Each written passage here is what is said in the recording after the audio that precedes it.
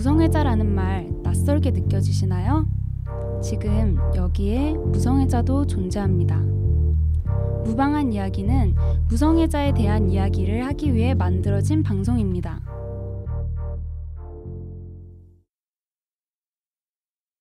안녕하세요. 잉여인간 보은입니다. 여러분 많이 기다리셨죠? 저희가 이제 한 달간의 준비 기간을 거쳐서 무방한 이야기 시즌2로 새롭게 찾아왔어요. 그래서 시즌2에서도 함께 해주실 뚜벅초님을 소개합니다. 우와! 안녕하세요. 트리플 A 60개 풀포켓몬 뚜벅초입니다. 반갑습니다. 와! 그리고 오늘은 꿀목소리 화소님도 함께 해주셨어요. 화소님 소개해주세요. 네, 안녕하세요. 여러분들 주변에 있는 땜빵 전문 화소입니다. 왜 땜빵 전문이시죠? 이번 화를 출연하고 저는 메인 게스트가 아니라 네네. 다음번부터는 다른 분이 참여해 주시게 됐는데 이번에는 제가 땜빵으로 참여하게 됐습니다. 네, 사실은 제가 굉장히 일정이 꼬여가지고 화소님한테 급하게 부탁을 드렸는데 또 흔쾌히 이렇게 나와주셨어요. 와. 그리고 여러분 되게 반가운 목소리 들리시죠? 오늘 굉장히 특별한 손님, 모시기 힘드신 분 모카솜님을 잠깐 모셨어요. 모카솜님 안녕하세요. 와. 안녕하세요. 현생이 바빠서 너무 힘든 모카솜입니다. 모카솜님 소개 중에 하나가 빠진 것 같은데요? 안 할래요. 상큼발랄 모카솜님이십니다. 우와. 저 대신 해주셔서 네, 여러분 전부 다 시즌 1에 다 함께 하셨던 분들이잖아요. 그래서 새롭게 시즌 2를 맞이하게 됐는데 좀 새롭게 맞이하는 소감이 어떠신가요? 아무도 감회가 없으신가요? 아니 저는 처음에 출연이라고 해야 되나? 네. 나왔던 게 반투명인간 녹음할 때 특집편이었죠? 예, 그때 놀러 왔다가 갑자기 들어가세요 이래가지고 녹음을 하고 네, 그 오늘의 이후에- 모카솜님처럼 어영부영 팟캐스트에 함께 하다가 결국 고정 게스트 비슷하게 돼버렸는데요. 네. 그래서 근데 이제 시즌 2라니까 너무 감회가 새롭네요, 진짜. 화수님은 이제까지 계속 시즌 1의 기획을 거의 도맡아서 캐리를 하셨는데 시즌 2를 맞이하는 소감 그리고 시즌 1 마무리한 소감이 어떠신가요? 예, 오늘 신기하게도 보은님하고 모카솜님이 두 분 다 계신데요. 네. 처음에 1화를 연습 삼아 녹음할 때는 저희가 진짜 제 방에서 아무것도 없는 상태에서 정말 마이크 2개만 놔두고 준비를 했었거든요. 굉장히 핑크색 마이크가 예. 있었어요. 화수님이 준비하신. 궁금하네요. 그런데 이렇게 시즌 1이 잘 끝나고 시즌 2도 기획이 되는 걸 보니까 정말 꿈꾸던 게 현실이 된 것 같고 앞으로도 사람이 바뀌더라도 계속해서 진행될 수 있는 장기 프로젝트가 될 수 있을 것 같은 그런 비전을 봐가지고 되게 비전. 뿌듯합니다. 네, 모카솜님은 어떠신가요? 저는 오늘 놀러 와라 녹음이 수요일에 있다 해서 네 이랬다가 오늘 저는 다른 일을 계속 보고 있었는데 오늘 꼭 와야 된대요. 갑자기 저 분량이 있다고 하셔서 뭐지? 그래서 엄청 급하게 달려와서 네 저도 시즌 2까지 하게 될 줄은 몰랐는데 되게 신기하네요. 네, 제가 모카솜님을 이렇게 섭외하기 위해서 하나씩 이렇게 계략을 짰습니다. 큰 그림. 네, 저 칭찬해주세요. 대단해. 대단해. 보은님 무서워. 대단해. 와우. 여러분 조심하세요. 네, 아무래도 저도 시즌 1에서 저는 너무 아쉬운 점이 많았어요. 너무 엉겁결에 참여해서 진행자로서 좀 능숙한 모습을 보이지 않고 사전에 때 정말 재밌는 이야기들이 많이 나왔는데 좀 빠진 이야기들도 많아서 좀 더 재밌고 친근한 이야기를 하고 싶은 욕망이 되게 커서 이번 시즌 2를 향한 강한 열정이 있습니다. 그래서 시즌 2에 대해서 간략하게 소개해드리자면 시즌 1이 이제 정보 위주라서 정체화나 다른 정체성을 이해하는 데 좀 도움이 되는 걸 노렸다면 시즌 2는 저희가 사는 이야기, 무성애자로서 겪는 경험들을 좀 공유를 해보고 무성애자로서 살아가는 데 좀 도움을 주고 싶어요, 여러분한테. 저희가 겪은 것들과 시행착오가 여러분의 무성애자로서의 삶을 안락하게 해줄 수 있는 양분과 거름과 비료가 되었으면 합니다. 꿈이 크네요. 네. 거창하네요. 그래서 2화에 한 번씩 특집도 끼워 넣을 예정이고요. 네, 그래서 이제 저희가 가장 즐거워하는 가장 첫 번째 코너 댓글 타임 가겠습니다. 와. 네, 뚜벅초님과 화조님이 번갈아서 읽어주세요. 네. 보글보글 꽃게탕님의 댓글입니다. 이번 방송도 재미있게 잘 들었어요. 저도 캐스터널인데 성질이 좀 급해서 몇 달째 정치화를 못하고 있으니까 답답해 죽겠네요. 정치하고 뭐고 성질부터 고쳐야겠어요. 근데 8월 말이 다음 방송이라니 2달을 어떻게 기다려야 하나요? 그리고 혹시 유로맨틱 유성의 특집 하실 생각은 없으신가요? 궁금한 게 많은데 커밍아웃을 안 해서 물어볼 사람이 없거든요. 라고 달아주셨습니다.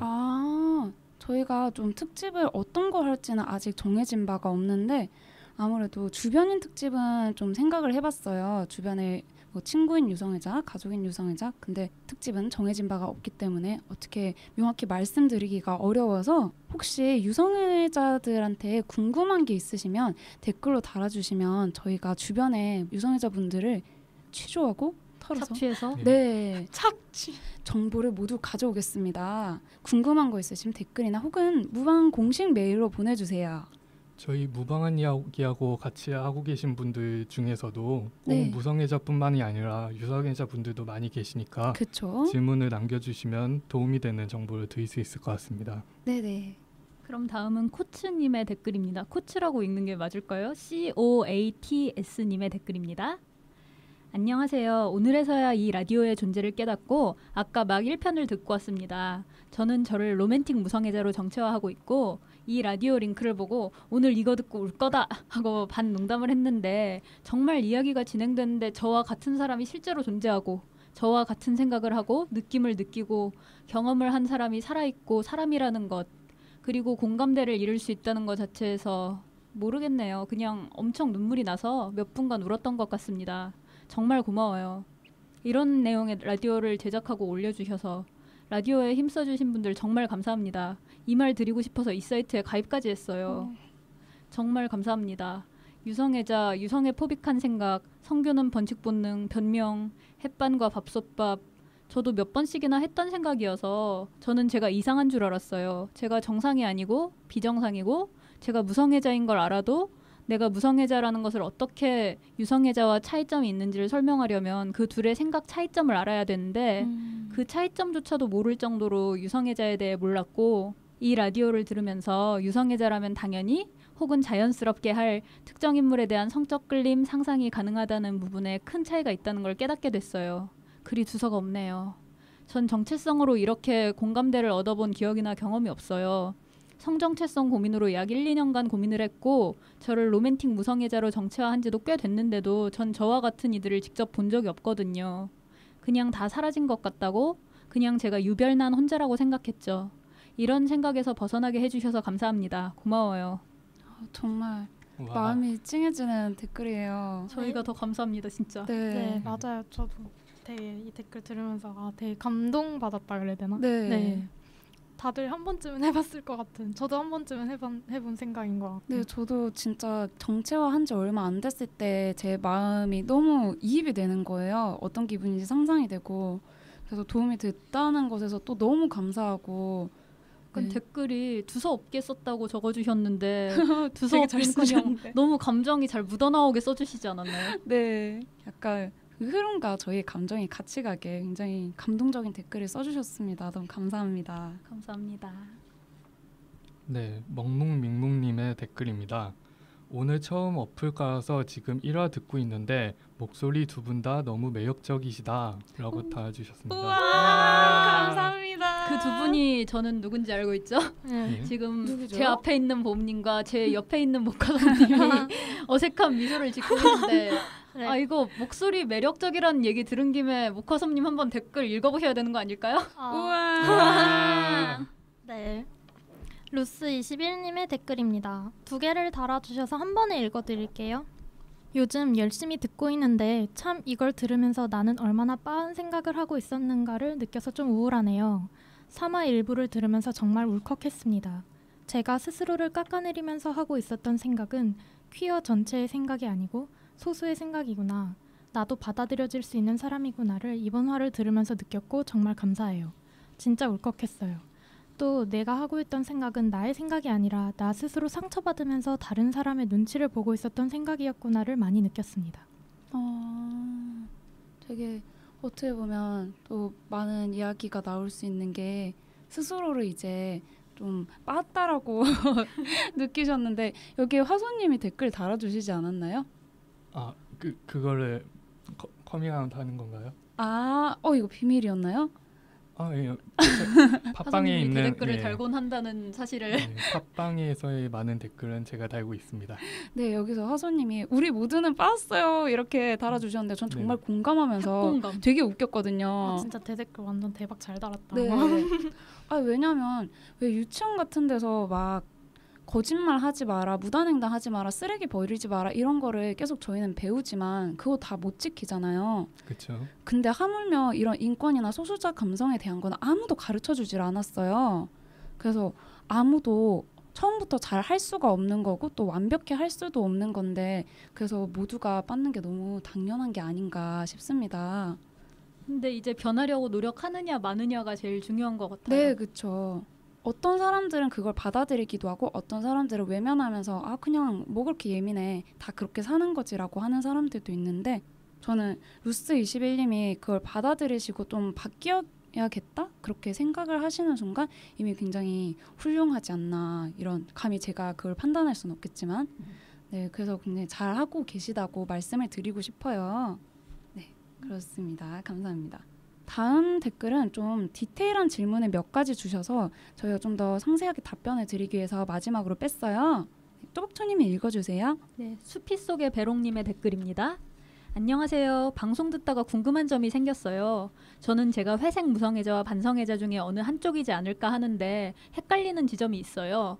제가 어떤 사람에게 일정 유대감 이상이 있어야 성적 이끌림을 느끼는 건 확실한 것 같은데 때때로 어떤 이미지를 보고 성적 고양감이랄까요? 그런 게 들 때가 있어요.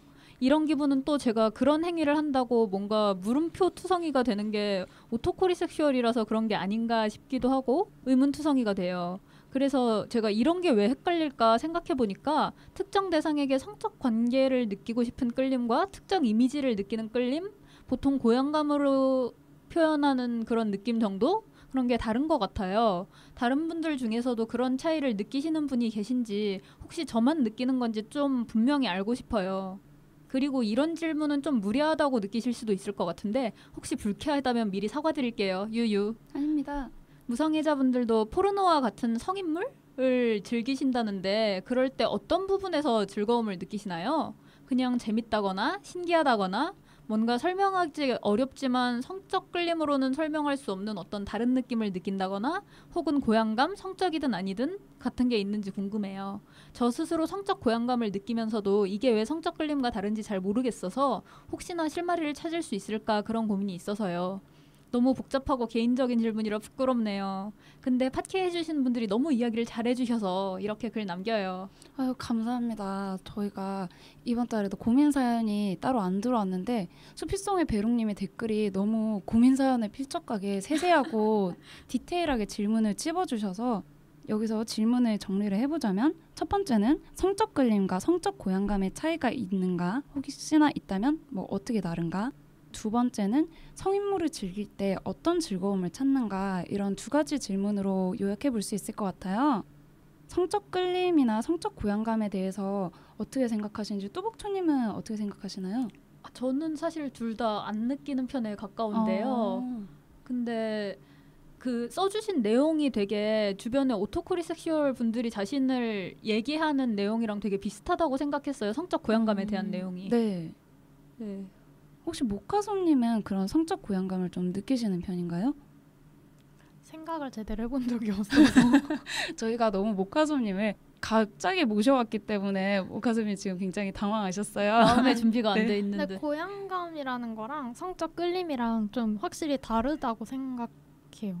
어떤 부분에서요? 성적 끌림은 약간 특정한 대상한테 느끼는 게 아닐까요? 저는 네. 그건 진짜 한 번도 느껴본 적이 없고 성적 고양감이 어떻게 표현해야 될지는 모르겠는데 지금 표현하신 걸 보면 네 다른 것 같은데 약간 특정 대상에게 내가 그런 관계를 맺고 싶어서 끌리는 게 아니라 네. 그냥 뭔가 타인의 행위? 네. 그런 그냥 이미지화된 것을 보고 그런 그쵸. 상상을 하는 게 성적 고양감이라고 할 수 있죠.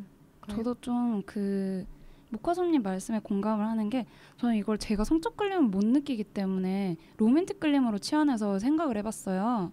로맨틱 끌림을 느낄 때는 로맨틱한 행위를 한다고 해서 해소되는 느낌도 아니고 좀 그 상대여야 하는 특수성이 있고 또 집에 가도 좀 생각나는 그런 지속성이 있다면 그냥 로맨틱한 분위기에 취하거나 이런 고향감은 그런 게 없는 것 같다는 느낌이 들더라고요. 네, 화소님은 어떻게 생각하세요? 우선 저도 성적 끌림을 느껴본 적이 없는 사람이어서 네. 이 두 개의 명확한 차이를 알려면 우선 성적 끌림이 어떤 느낌인지 알아야 될 것 같긴 한데요. 네. 예, 우선 저는 성적 고양감이라고 표현하신 부분은 확실히 느끼는 것 같아요. 하지만 성적 끌림을 느끼지 않는 걸로 봐서 이 두 개가 다른 것 같다라고 느껴지고요. 네. 그리고 성적 고양감이 말씀해주신 것처럼 어떤 특수한 경우가 아니라 네. 우리 일반적으로 살면서 느끼는 경험이다 보니까 어느 순간에는 이 성적 고양감이 성적 끌림이 이게 아닐까라고 할 정도 이 두 가지가 되게 왔다 갔다 하면서 혼란스러운 걸 많이 느껴요. 화소님 되게 예. 오토콜의 입장에서 공감해 주시는 것 같아요. 네, 그렇습니다. 예. 제 주변에 있는 다른 오토콜이 섹슈얼 분들도 네. 이런 두 가지의 차이점을 명확하게 느끼지 않기 때문에 내가 유성애자가 아닐까라든가 아니면 내가 여기에서 이 사람들과 대화하는 게 조금 완벽하지가 않다라든가 하는 식의 고민들을 갖고 계신 게 있는데 우선 말씀드리고 싶은 부분은 네. 질문을 달아주신 스피 속의 베롱님 혼자만의 고민이 아니라 다른 무성애자들도 비슷한 고민을 하고 있다. 그쵸. 여기까지는 말씀드릴 수 있을 것 너무 같습니다. 좋은 말씀 해주시네요. 네. 그리고 지금 또 저번에 뚜벅초님이 시즌 1에서 해주신 말씀이 생각나는데 유성애자냐 무성애자냐랑 성적인 판타지가 있을 확률은 상관없다고 네 그런 연구 결과가 있다고 해주셨는데 또 성적인 고양감 자체가 성적 욕구나 혹은 판타지나 취향으로도 발생할 수 있는 거라서 내가 고양감이 있다고 이게 끌림인가 혹은 유성애자인가 보다는 좀 더 나의 이 욕구가 대상성을 가지고 있는지에 좀 더 집중을 하시면 생각하기에 좀 더 편하실 것 같아요. 그리고 두 번째 질문인 성인물을 즐기냐에 관해서인데 혹시 여기서 성인물을 좀 즐기시는 분들 계신가요? 일단 저도 즐기는 편입니다. 네, 목화섬님과 뚜벅초님은 썩 관심이 없으신 편인가요? 그냥 책이나 네. 영화나 이런 걸 되게 다양하게 보는데 네. 나오면 그냥 흥미롭게 보고 네. 그럼 어떤 부분에서 좀 흥미로운 느낌이 드시는 것 같은가요?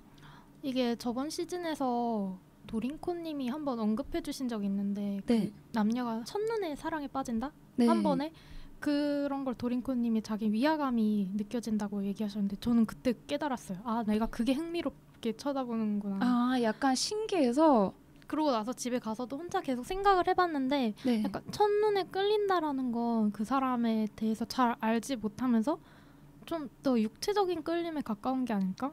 외적 요인에 의한. 네. 근데 저는 거기에 동의하지 못합니다.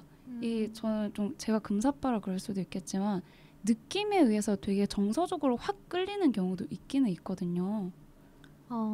네, 이걸로 다 저로 일반화를 할 수는 없겠지만 이런 경우도 있습니다. 네, 근데 아무튼 전 그런 쪽에서 흥미롭다고 해야 되나? 신기하다. 그 두 사람의 그런 관계가 그런 성적인 관계까지 가는 그 과정이 되게 저는 거기에서 중간에 끝나잖아요. 네. 근데 그거 보통 그런 영화나 책에서는 되게 끝까지 가니까 제가 특히 이번에 책을 한 권 읽었는데 노르웨이의 숲이라고 네네. 거기서 되게 많은 등장인물들이 많은 관계를 맺는데 저는 그 연계성을 정말 못 느끼겠는 거예요. 근데 혹시 작가가 무라카미 역시 역시. 네. 무라카미 하루키 소설에 빠지지 않은 음식, 음악, 섹스 네. 그 관계성을 저는 진짜 근데 왜 하고 있는 거지? 근데 제 친구는 그 행위 속에서 뭐 위로도 받고 뭐도 하고 뭐 되게 감정을 나눈다 그래서 네. 왜 꼭 이걸로 감정을 나눠야 되지? 이런 생각은 했거든요. 근데 그런 걸 읽으면서 그거 자체는 되게 흥미로웠던 것 같아요. 그럼 정리하자면 목화소님한테는 굉장히 멀고도 신기한 것? 이런 느낌이겠네요. 약간 다른 나라의 문화 보는 느낌으로. 네, 그냥 감정선이 이해가 좀 잘 안 됐어요. 화소님은 어떠세요? 저는 사람의 감정에 대입을 한다고 해야 되나? 내가 네. 그 상대 이입을 행위의 하는 건가요? 주체자가 된다라고 네. 이입을 하는데, 근데 저는 그 이입할 때 젠더가 바뀝니다. 예, 저의 지정된 젠더가 아니라 다른 네. 젠더의 분에게 감정을 이입해가지고 네. 그 사람이 그런 흥분을 하는 거를 네. 예, 공감을 한다고 해야 되나? 네. 예, 그런 식으로 영상을 소비하고요. 그럼 약간 화소님한테는 그런 청적인 고향감을 느끼는 방식 중에 하나가 되겠네요. 그렇죠. 그 네. 느껴주게 하기 위한 도구 같은 느낌이죠.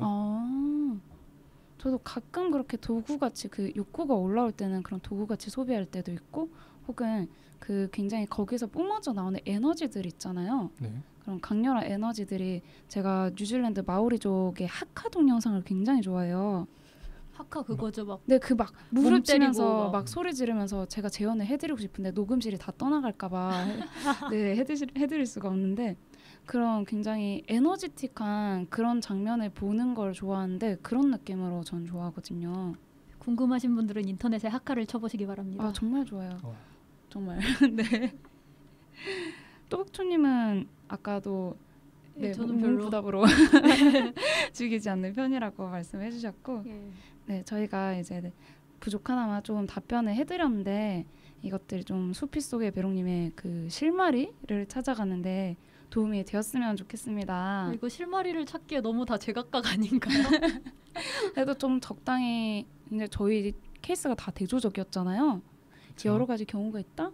성인물에 대해서는 네, 즐기기도 하고 고향감을 느끼기도 하고 그냥 관찰하기도 하고. 한 가지 행동에 여러 가지 이유가 있을 수 있다. 네, 그렇죠.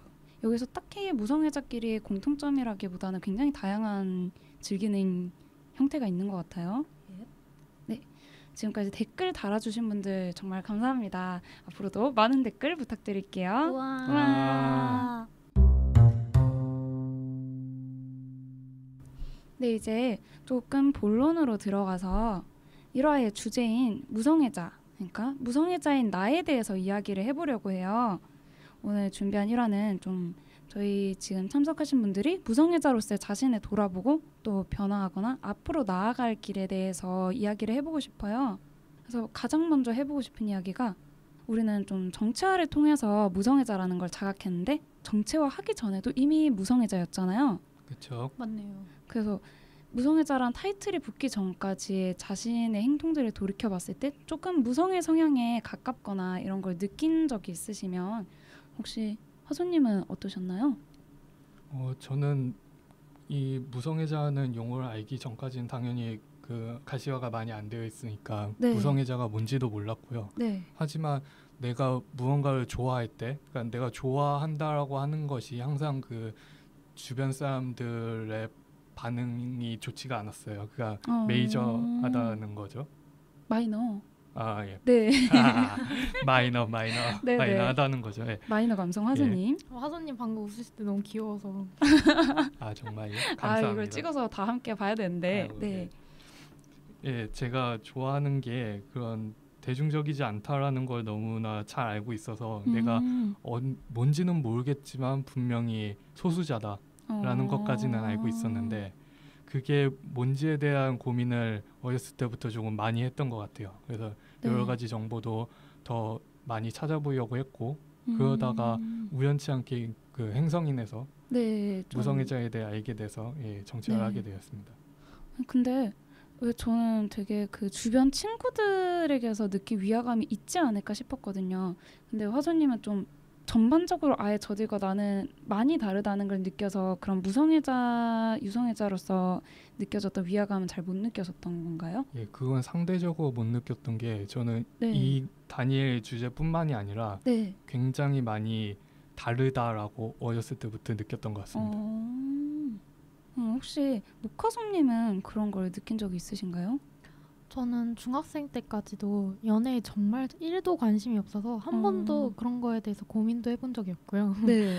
네, 근데 언니가 있는데 언니도 굉장히 얌전한 편이에요. 아, 언니는 유성애자긴 한데 네. 언니랑 그런 주제로 한 번도 얘기해 본 적도 없고 그냥 아무것도 모르고, 저는 진짜 제가 아예 관심이 없어서. 네. 근데 돌이켜서 생각해 보면 제가 약간 그렇게 남자 성별 지정성별이 남자든 여자든 네. 되게 좋아했던 친구들이 있는데 그때는 친구로서 좋아하는 거라고 넘겼어요. 근데 지금 돌이켜서 생각해 보면 그 정도로 집착하는 게 엄청 좋아했던 것 같은데 그러니까 고등학교 3학년 때 여고였는데 같은 반 친구를 좋아하게 된 거죠. 근데 그때는 이제 고등학교 3학년이고 19살이고 좀 연애에 대해서 생각해보는 나이에 내가 여자인 사람을 좋아하나? 라고 했을 때 친언니한테 상담을 했더니 너 걔랑 그런 끝까지 관계를 갈 수 있느냐라고 물었어요. 그래서 전혀 상상이 안 되더라고요. 응? 근데 너무 옳지 않은 해결책 아니에요? 네, 맞아요. 아니, 그러니까 그걸 통해서 그래서 네. 알게 됐어요. 그래서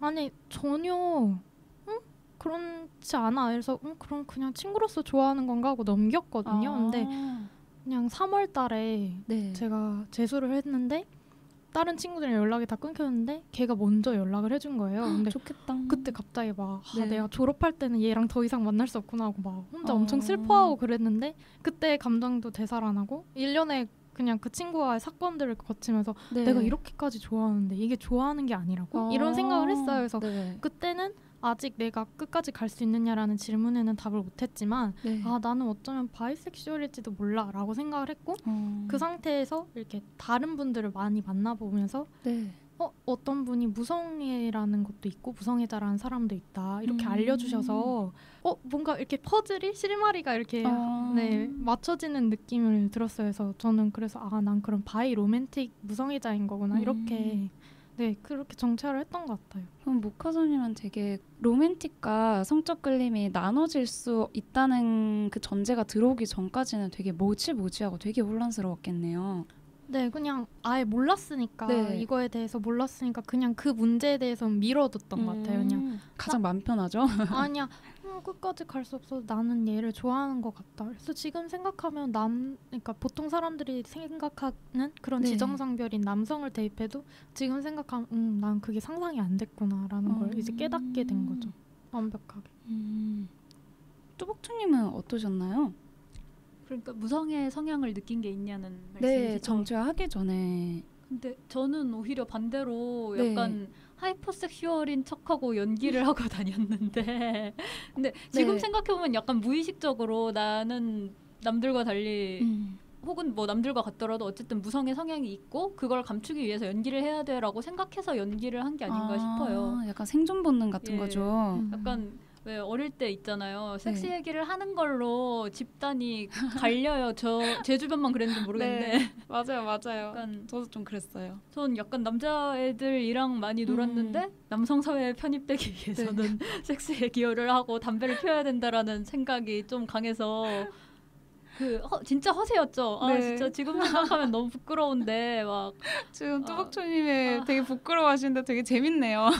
진짜 너무 흔히 볼 수 없는 모습입니다. 여러분 잘 들어주세요. 저는 야동을 잘 안 보거든요. 왜냐하면 볼 때 막 지금 표정으로 표현하고 싶은데 말로 표현해 주세요. 말로 표현해야 되잖아요. 뭐라 그래야 되지?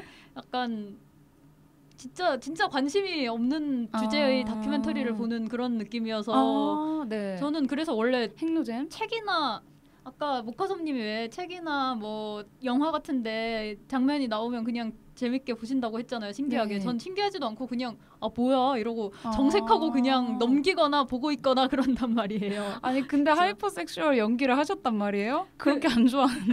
그렇게 안 좋아하는데 막 남들 앞에서는 야동을 본 척하고 제가 아직도 기억나는 게 수학여행을 갔어요. 수학여행을 갔는데 왜 모텔 TV에는 빨간 게 많이 나오죠. 어쨌든 빨간 게 많이 나오는데 그 빨간 게 나오는 거에 굳이 채널을 고정시켜 놓고 야 이거 좀 봐야 된다. 그런 애들 꼭 있는데 그게 이불로 가리네 막 이러고 왜 이불로 가리냐 막 이렇게 아쉬운 척하고 막 평소라면 그냥 뭐야 이러고 돌릴 거를 그랬던 기억이 나는데 다 같이 있기 때문에 허세를 부리기 위해서 그러면서도 전 제가 이상한지 몰랐어요. 왜 안과 밖이 다르다고 생각을 안 했고 그냥 나는 성적으로 개방적이고 그걸 어필하고 있어라고 생각했어요. 너무 부끄럽다. 근데 저도 실사는 좀 징그러운 것 같아요. 그래요? 네. 저는 지금까지 말하고 보니까 영화에서도 한 번도 제대로 나온 게 없잖아요. 그럼 그 성기에 대해서요? 그런 것 같아요. 그것도 그렇고 책 같은 것도 책을 읽는다고 이미지가 보이진 않으니까. 그렇죠. 저 오히려 그래서 보지 못해서 낯설어서 좀 더 그렇게 느껴지는 게 아닐까라는 생각을 했었거든요. 학습할 기회가 없다는 거. 네, 저도 처음에 봤을 때 되게 뭐 이렇게 생겼어 하는 거부감이 들었는데 제가 좋아하는 사람이라서 그런지 모르겠는데 계속 보다 보면 귀여워요. 아 그래요?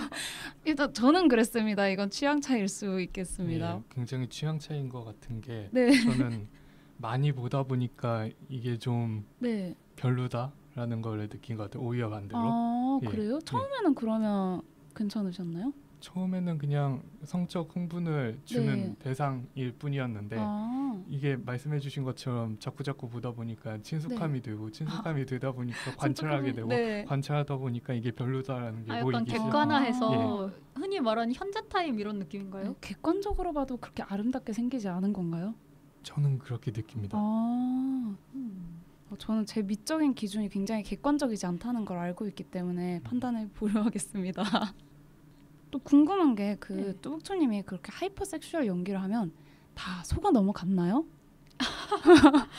저는 그렇다고 네. 생각했는데 잘 지내왔다고 계속 생각을 했어요. 정체화하기 네. 전까지는. 근데 지금 생각해보니 약간 다른 사람들도 이상하다고 느꼈을 것 같은 게 네. 이상하다기보다 뭐 좀 다르게 느꼈던 것 같은 게 네. 저는 되게 친구들이랑 색드립을 되게 즐겨 했어요. 네. 지금도 가끔 해요. 네. 근데 어떤 친구가 색드립을 던졌는데 그게 아마 등산회에 대한 얘기였어요. 네. 그 왜 등산 모임에 가면 왜 중년인 분들이 불륜 관계라든가 혼외 관계를 맺는다라는 약간 편견이 있죠. 예, 그런 얘기가 많잖아요. 네. 그걸 소재로 왜 다른 사람의 직장 상사가 네. 뭐 흔히 말하는 노처녀인데 네. 히스테리를 아, 부린다. 아, 왜 히스테리를 부리냐. 등산회에 가라 그래. 막 이런 식으로 농담을 한 거예요. 너무 되게 총체적 난국인 드립인데요. 너무 그게 그 순간에 제가 근데 딴 친구들은 그 드립을 못 알아듣고 저는 알아듣고서 그게 왜 저는 그때 무성애자인지는 몰라도 페미니스트라고는 생각하고 있었기 때문에 약간 네. 정색하면서 애들이 뭔 소리야 이랬을 때 정색하면서 설명을 했어요. 이런 네. 얘기야 이러고. 그러니까 막 친구가 웃으면서 얘는 이런 드립 안 좋아하잖아 막 이러는 거예요. 근데 평소에 되게 색드립을 함께 잘하고 놀았던 친구가 그러니까 나 지금 생각해보면 되게 네. 연기가 서툴렀나 생각도 들고. 아니 저희가 뚜벅초님한테 물어본 게 저도 나름 제 스스로 제가 그렇다고 믿어오면서 본의가 아닌 그런 메소드 연기를 하고 자랐는데 제가 예전에 사귄 사람한테 커밍아웃 했을 때 나는 네가 그런 줄 알고 있었어. 무성애자라는 말을 몰랐을 뿐이다. 이런 진짜요? 네, 이런 얘기를 저도 깜짝 놀랐거든요. 저랑 완전 반대인 게 저는 네. 전에 사귀었던 지금은 친구로 지내는 아이에게 커밍아웃을 했을 때 걔가 완전 정색하면서 뭐라고? 막 이러면서 뭐라고? 너 나랑 잤잖아. 이런 반응이었어서 그래서 되게 알 수도 있구나. 거기선 연기를 잘하셨구나. 저는 못했나 봐요. 근데 또 저는 그 파트너랑 관계를 하게 되면 또 더 이질감이 많이 들기도 하더라고요. 그러니까 성적 끌림이 있는 상대가 나한테 그런 성적 끌림을 표현할 때 그게 저는 네. 상대도 다 연기를 하고 있다고 생각했는데 연기를 잘하는 상대다. 아니 온 세상 사람들이 다 나처럼 메소드 연기를 하고 있는 것이라고 생각을 했거든요. 다들 그렇게까지 관심은 없는데 약간 원시 사회의 잔재 같은 느낌으로 관습적으로 목화섭님 너무 웃는 거 아니에요? 목화사님이 지금 되게 무음 모드로 계속 웃고 계신데 목화사님 그냥 소리 내서 웃으셔도 괜찮아요. 네, 너무 웃겨서 고개를 못 드셔서 거의 지금 쓰러지기 일보 직전으로 웃고 계세요. 저 근데 그 이질감 뭔지 알 것 같아요. 그렇죠. 네. 그 저희 1화 그 시즌 1 때도 되게 공감하면서 이야기했었잖아요. 근데 요즘 또 느끼고 있어요. 어떡해요? 그냥 한 학기가 지나다 보니까 저에게 관심을 표하는 사람들도 있을 수 있고 네. 있고 근데 모르겠어요. 저는 저가 자란 환경이 네. 제가 막내고 엄마랑 언니가 저를 굉장히 부둥부둥 이렇게 키워서 스킨십을 좋아한다고 생각을 했어요. 저는 네. 그래서 저는 포옹도 좋아하고 손잡는 것도 좋아하고 언니나 엄마한테 어리광 부리는 것도 좋아하고 뽀뽀하는 것도 좋아한다 이렇게 생각을 했는데 네. 막상 얘가 나를 연애 대상으로 보고 있는데 얘가 나한테 이러니까 너무 짜증이 나더라고요. 영화관에서 정말 싫었나 봐요. 네. 영화관에서 그 광고 나올 때 네. 핸드폰을 보고 있었는데 갑자기 저한테 어깨를 이렇게 딱 이렇게 어깨빵을? 아니요.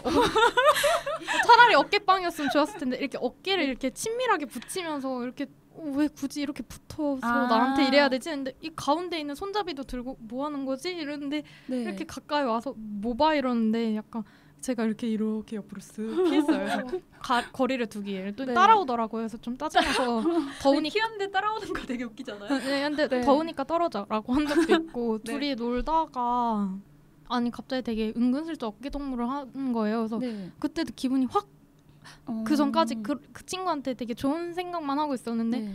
아씨 뭔 개수작이야 네. 이런 생각도 들고 뭐 하는 짓이지? 그래서 그때도 더우니까 네 손을 치우렴 이런 제 순화해서 말한 건데 네. 더우니까 이렇게 해서 이렇게 탁 치웠어요. 근데 그래서 되게 그랬어요. 근데 이게 어깨동무도 똑같. 네 화조님. 굉장히 공감을 많이 하는 부분인데 네. 이게 당하는 사람 입장에서 보면 네. 굉장히 날 싫어하나라고 생각을 할 수도 있는데 저도 이런 경험을 몇 번을 해서 그런데 이게 제가 그 사람을 싫어하기보다는 네. 그렇게 하는 행동이 약간 본능적으로 나온다고 해야 되나? 왜냐하면 저도 학원을 다닐 때 친구가 이렇게 뒤에 와가지고 서로 친해졌다고 생각해서 이렇게 어깨를 이렇게 주물르는 네. 약간의 스킨십을 했는데 제가 그거에 욱하고 반응해가지고 고개를 뒤로 젖혀가지고 네. 머리로다 그냥 들이박았어요. 아이고. 박치기를 또. 네, 박치기를 해보였는데 저는 그 친구를 굉장히 좋아했거든요. 네. 굉장히 좋은 감정을 가졌었는데 그게 너무나 제가 싫은 게 그 발끝에서부터 머리끝까지 쫙 올라온다고 해야 되나?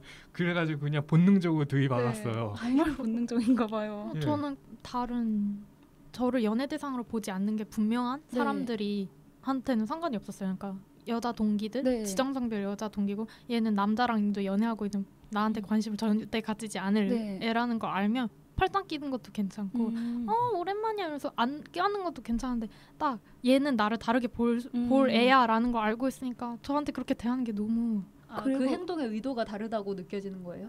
무의식적으로 그렇게 느꼈는지 기분이 진짜 별로 좋지 않았어요. 그 약간 그 손길도 다를 수가 있는 게 어깨동무를 그냥 턱 하고 한 번에 걸치면 별로 되게 우정의 느낌인데 그 약간 끈적하고 천천히 들어오는 어깨동무가 아니. 있어요. 은근슬쩍 들어오는. 이 옆에서 막 네. 손을 이렇게 하시는데 예, 재현입니다. 이 정도 아니에요. 이해하시라고. 근데 저도 아무튼. 이런 건 좀 네. 거슬려요. 네. 네. 좀 확실히 느꼈어요. 진짜. 네. 좀 거부감. 본능적으로 그 차이를 느끼는 것 같아요. 네, 그게 은근 딱히 말로는 똑같이 어깨동무지만 절대 같지 않아요. 네, 맞아요. 네. 또 여러분들 또 궁금했던 게 정체했을 때 기분이 어떠셨는지. 저는 아까 그 코츠님 댓글에 굉장히 공감한 게 엄청난 기쁨과 함께 되게 눈물 나는 종류의 기쁨과 나는 벗어날 수 있다 해방감, 그리고 막 이제 섹스를 안 해도 돼, 나 앞으로 안 하고 살 거야, 이런 이루지 못할 꿈. 그리고 제 일상은 아무것도 달라질 게 없을 거라고 예상을 했었는데 실제로는 전혀 달랐거든요. 네, 여러분들의 그 정체한 순간의 기분이나 예상한 앞날은 어땠었나요? 제 경우에는 저는 되게 디나이얼이 길었어요. 다른 그 전회에서도 몇 번 말했던 것 같은데 네. 되게 내가 무성애자일지도 모른다, 무로맨틱일지도 모른다라는 정보를 접한 이후로 그 몇 달을 진짜 그럴 리가 없어라고 생각하고 있었거든요. 그러다 보니까 막상 딱 인정하고 받아들였을 땐 되게 허탈하면서 네. 약간 그러니까 일단 패배감이 먼저 느껴지고요.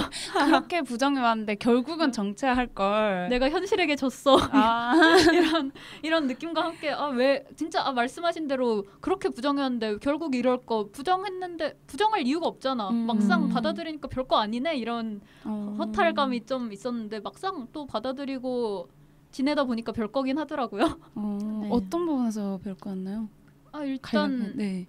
나에 대해서 보는 관점이 달라지고 세상에 대해서 보는 관점이 달라지니까 그러니까 저 자신에 대해서 이런 걸 안 느낄 수도 있고 남들과 다를 수도 있다라는 걸 네. 받아들이고 나니까 되게 저 자신을 다르게 보게 됐고 그러니까 저는 에이젠더인 거는 그 이후에 정체화를 했거든요. 네. 그것도 이제 그전에는 나는 뭐 사회에서 요구하는 여성의 스테레오타입에 많이 맞지 않고 그리고 사실 여성으로서의 나의 몸과 내가 여성으로 받아들여지는 거에 거부감을 느끼지만 네. 어쨌든 난 여성일 거라고 생각을 했어요. 남들이 여성이라니까. 네, 저랑 똑같네요. 네. 그런데 이제 무성의 개념을 일단 한번 지고 나니까 네. 이제 다른 것들도 받아들일 수가 있는 거예요. 그래서 젠더에 대해서도 탐색을 했고 그래서 네. 에이젠더인 것도 알게 된 것 같거든요.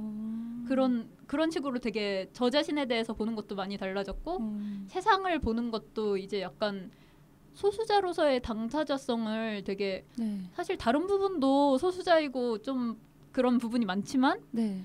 성소수자라고 딱 받아들이는 건 진짜 나는 성소수자 당사자이다 이 순간 되게 확실히 느껴지잖아요. 네. 나는 소수자구나 이런 게. 맞아. 왕소수자구나 이런 느낌. 다른 소수자들을 받아들이는 거에도 진짜 내 일같이 느끼게 되는. 예를 들면 혐오 표현 있잖아요. 네. 그 마음의 준비를 하세요. 네. 그 병신이라는 욕이 있어요. 병신이라는 네. 말을 욕으로 쓰는 경우가 있어요. 근데 네. 저는 진짜 그전엔 입에 욕을 달고 살았기 때문에 예, 그 말은 되게 늘 썼었는데 그게 장애 혐오 표현이 될 수 있다는 말을 듣고선 최대한 자제는 했는데 그게 안 해야지라고 머리로만 알고 있었던 거예요. 근데 내가 스스로 소수자일 수 있다 이런 생각을 하니까 진짜 감정이입해서 네. 하면 안 되지. 그러면 안 되지. 약간 남들이 고자라는 말 혹은 무성애자라는 말 하면 진짜 네. 정색하고 할 것처럼 병신이라는 말에도 정색하고 받아들이게 되는 그런 식으로 예, 세상을 보는 관점도 많이 달라진 것 같아요. 저도 정말 공감하는 게 전 되게 타자화가 습관이 돼 있었거든요. 어차피 다 남의 일이다. 그래서 저는 성소수자가 제 일일 거란 생각도 못했고 심지어 제가 굉장히 젠더 디스포리아를 많이 느껴왔는데 막상 그 젠더 케어라는 그 설명을 들었을 때는 와, 저 사람들 되게 힘들겠다 이렇게 남의 일이라고 생각을 했기 때문에 네. 그냥 모든 걸 남의 일이라고 생각하고 방금 뚜벅주님이 말씀하신 그런 워딩들에 대해서도 저한테는 되게 도덕적 기준으로는 저는 좀 도덕적 기준이 굉장히 널널한 편이에요. 좀 비도덕적인 사람인데 그 정도 단어쯤은 뭐 약간 어느 정도 자유의 측면에서 뭐 개인의 선택에 달려있지 않나 이렇게 생각을 해서 저는 아직도 남이 쓰는 거는 상관이 없는데 이상하게 제가 갈수록 덜 쓰게 되더라고요. 그 받는 마음이 어떤 마음인지 좀 이입하게 돼서 네, 그래서 좀 뚜벅초님이랑 많은 비슷한 변화를 겪어온 것 같아요. 모카솜님은 어떠셨나요? 네, 저는 아까도 말씀드렸듯이 처음에는 제가 난 바이섹슈얼이라고 착각을 하고 있었죠. 근데 그때는 그냥 되게 받아들이는 게 쉬웠던 것 같아요. 왜냐면 그 전부터 그냥 무의식적으로 나는 여자도 좋아할 수 있어라는 거 느끼고 계속 있었으니까. 그래서 그때는 그냥 그렇구나, 맞아, 그렇지, 내가 그랬지, 맞아, 나는 이거지라는 생각을 하고 그냥 별로 감흥이 없었어요. 근데 확실하게 무성애자라는 걸 알게 됐을 때 좀 저는 특이하게 제가 되게 자존감이 많이 낮던 시절이었는데 반대로 약간 나 자신에 대해서 내가 한 걸음 더 잘 알게 됐구나, 그러니까 나 스스로에 대해서 내가 고민을 참 열심히 해줬구나라는 생각에 자존감이 좀 올라갔다 그래야 되나? 나 스스로를 잘 알게 되었다? 약간 그랬던 것 같아요. 그때 완전 자존감의 바닥을 헤엄치고 있었거든요. 근데 그랬던 것 같아요. 근데 확실히 그때 내가 성소수자일 거라는 건 무의식적으로 계속 바이섹슈얼일지도 몰라라고 생각을 했으니까 그거에 대해서는 감흥이 없었는데 딱 무성애자라는 거 알았을 때 진짜 소수자인가? 라는 생각을 그때 그렇게 하게 됐던 것 같아요. 왜냐면 순간적으로 되게 겁나는 거 있는 것 같아요. 저 또한 너무 처음 들어본 말이었으니까. 네. 근데 저는 대신 좀 이른 나이에 알게 됐다고 해야 하나? 다른 분들에 비해서. 네. 근데 그런 것도 있고 저는 제대로 된 연애를 한 번도 해보지 않았는데 이미 알게 됐기 때문에 그런 연애적인 측면에서는 큰 변화가 없었던 것 같아요. 앞으로를 좀 더 유리하게 이끌어 나갈 수도 있겠네요. 네. 시행착오를 좀 덜 거치고. 이건 농담인데 네. 저한테 되게 관심을 보이는 분이 네. 굉장히 독실한 기독교세요. 네. 그래서 혼후 관계주의자, 그러니까 혼전 순결주의자. 그래서 네. 저를 굉장히 잘 아는, 저의 모든 걸 굉장히 잘 아는 친구가 야 네. 딱이다, 연애만 해라고 하더라고요. 그러네요. 연애만 하면 문제가 없겠네요. 네. 야 너한테 딱인데 완전 건전하잖아. 막 이러면서 건전이. 이게 되게 씁쓸함과 웃김이 교차하는 농담이네요. 네. 화소님은 어떤가요? 예, 저는 앞에 말씀드린 것처럼 그 정치화하기 이전에도 인권과 관련된 문제에 관심이 많았기 때문에 그런 곳에 있는 정보들을 많이 접했는데요. 네. 무성애자는 말을 딱 들었을 때 성소수자 관련된 단체에서 네. 나온 신상이에요. 근데 심지어 한정판 같은 느낌이죠. 저건 사야해 네. 이런 느낌인가요? 맞아요. 네. 딱 그 느낌입니다. 딱 보자마자 이거는 빨리 내 것이다. 정보를 취득해서 내 걸로 네. 만들어야 된다라고 하는 네. 강력한 의지가 있었고요. 네. 그걸 통해서 찾아봤는데 어머나 보면 볼수록 이거는 너무나 내 거 같고 너무나 마음에 드는 거예요. 어쩜 좋아. 이거는 진짜 사야 된다. 라고 네. 해가지고 그 즉시 정보를 막 뒤져가지고 제 걸로 만들었죠. 그럼 되게 네. 화수님은 그걸 받아들이실 때는 되게 의연하게 받아들이셨나요? 그럼요. 이거야 예. 사야 돼 이런 느낌. 맞습니다. 아. 왜냐하면 제가 저에 있어서 이건 하나의 그냥 정체화일 뿐이지 다른 네. 정체화도 여러 가지가 있잖아요. 오. 근데 제가 대학생 신분이지만 네. 예체능 계열이다 보니까 다른 대학 생활을 하는 친구들하고는 약간 다른 길을 간다라고 나름 생각을 하기 때문에 그들의 그런 생활을 전체적으로 공감하는 거가 조금 네. 부족하다라는 것도 느꼈고 또 저도 한 사람으로 성인으로서의 노동자이지만 네. 제가 노동 현장에서 네. 알바를 뛴다거나 당시에는 하지 않았기 때문에 네. 왜냐하면 그냥 이용직으로 건당으로 네네. 받기 때문에 어디에 속되어 있지 않았기 때문에 제가 뭔가 활동을 함에 있어서 항상 주변인 같은 느낌이었어요. 제가 게이라고 정체화를 했을 때도 네. 나는 게이 같은 성소수자 어딘가에 있기는 하겠지만 네. 개인은 아닌 것 같다는 느낌을 항상 받았기 때문에 이게 나다라는 게 없었거든요. 근데 네. 이 무성애자라는 단어는 딱 듣는 순간 이거는 언떠한 설명이 필요 없이 이 네. 단어만으로도 나다라는 걸 확실하게 어필할 수 있는 용어를 찾았구나라는 네. 느낌을 받아서 저는 그 망설임은 없이 정체화했던 것 같습니다. 근데 또 듣다 보니까 궁금한 게 그 무성애자라는 말을 들었을 때 소속감이 이제 들었다고 하셨는데 화소님이 다른 사람들과 다른 거를 이전에 굉장히 즐긴다고 하셨잖아요. 네. 근데 그런 소수자성을 가지고 있을 때 그 내가 소속될 곳이 없다는 그런 소외감이나 이런 게 들진 않나요? 저는 그런 것 때문에 굉장히 평범한 척하면서 살았어서. 소외감. 네, 소외감은 네. 항상 느끼고 있기 때문에 왜냐하면 그러면 방법은 두 가지가 되겠죠. 저를 네. 바꿔서 그 안에 들어가든지 네, 제가 그랬죠. 아니면 튕겨 나가든지 네. 둘 중에 하나인데 네. 저는 튕겨 나갈 거가 걱정이기는 했지만 그 네. 사회에 소속될 수 없다라는 걸 너무나 잘 알고 있어가지고 어떻게든 이 다름을 나는 좋아할 수 있게 바꿔야 되지 않을까. 그걸 좋아할 수 있던가요? 저는 그게 되게 어려웠거든요. 많이 어려운데 네. 다른 사람이 바라보는 단점보다 네. 내가 그거에 대해 더 많이 알고 있으면 좋아하게 되더라고요. 더 자세히 알고 있기 때문에 애정이 간다 그런 느낌인가요? 나의 단점은 나만이 깔 수 있다. 약간 이런 느낌이죠. 되게 뭔가 신기하고 어렵네요. 그런가요? 다른 분들은 어떻게 생각하시나요? 뭔가 들었을 때 안티 많은 아이돌 팬 같은 느낌이거든요. 비슷한, 우리 애는 나만 깔 수 있어. 비슷한 것 같습니다. 그 느낌인 것 같아요. 네. 저는 근데 그냥 그 뭐라지 소외감 하니까 생각나는 건데 네. 여고에서는 흔히 많은 다른 사람들은 상상하지 못하는 그 여자아이들의 네. 거침없는 발언들이 마구 가요. 그러니까 네, 이게 약간 그 비슷한 성별끼리 모여 있으면 좀 더 서스럼 없어지는 그런 문화가 있죠. 네, 그래서 막 근데 그런 얘기를 할 때 그냥 다 알아들었거든요. 알아듣긴. 네. 알아듣긴 했는데 이게 약간 성적으로 그런 걸 네, 성적인 말씀하시는 드립. 건가요? 네, 애들이 색드립을 네. 되게 자주 오가요. 그냥 네. 막 그런 걸 알아듣긴 하는데 그냥 가만히 있어요. 들으면서 하하하 이러고 가만히 그냥 별 생각 없이 그냥 듣는다라는 걸로 끝났어요. 그래서 그냥 가만히 있으면 애들도 얘도 그냥 같이 동조하는구나라고 생각을 해줬던 것 같아요. 그냥 가만히 있었는데 그냥 다 비슷한 마음일 거라고 그렇게 생각을 해주는 건가요? 그냥 진심을 다해 웃었나 보죠. 저 솔직히 잘 모르겠어요. 그냥 소외감이라는 것보다는 네. 재미없는 농담을 하고 있다라는 생각 정도밖에 안 했던 것 같아요. 저는 그냥 저는 거기서 되게 많이 흔들렸던 게 남과 많이 다르면 안 된다는 강박관념이 좀 어릴 때부터 있었어요. 그러니까 그럼 그럴 수 있겠네요. 네, 왜냐면 어릴 때 남과 많이 다른 거를 스스로 느꼈기 때문에 좀 생각이라든지 이런 게 약간 뭐라고 해야 되죠? 제가 잘 이해 못하는 코드들이 있어요. 그래서 4차원이다? 이런 이야기를 많이 들으면서 어느 순간 그 사람들은 내가 다른 사람과 똑같은 행동을 해도 아 쟤는 4차원이니까 이렇게 낙인을 찍어버리는 거죠. 그런 걸 한번 겪고 나니까 그 이후에 제가 사춘기 때 정말 남들을 흉내내면서 살기에 굉장히 급급했어요. 근데 뭐 또 열심히 어떤 게 평범한지 관찰을 하다 보니까 아무도 안 평범하다는 결론에 이르러서 맞습니다. 그냥 진짜 맞는 말. 생긴 대로 살고 있습니다. 네, 맞아요.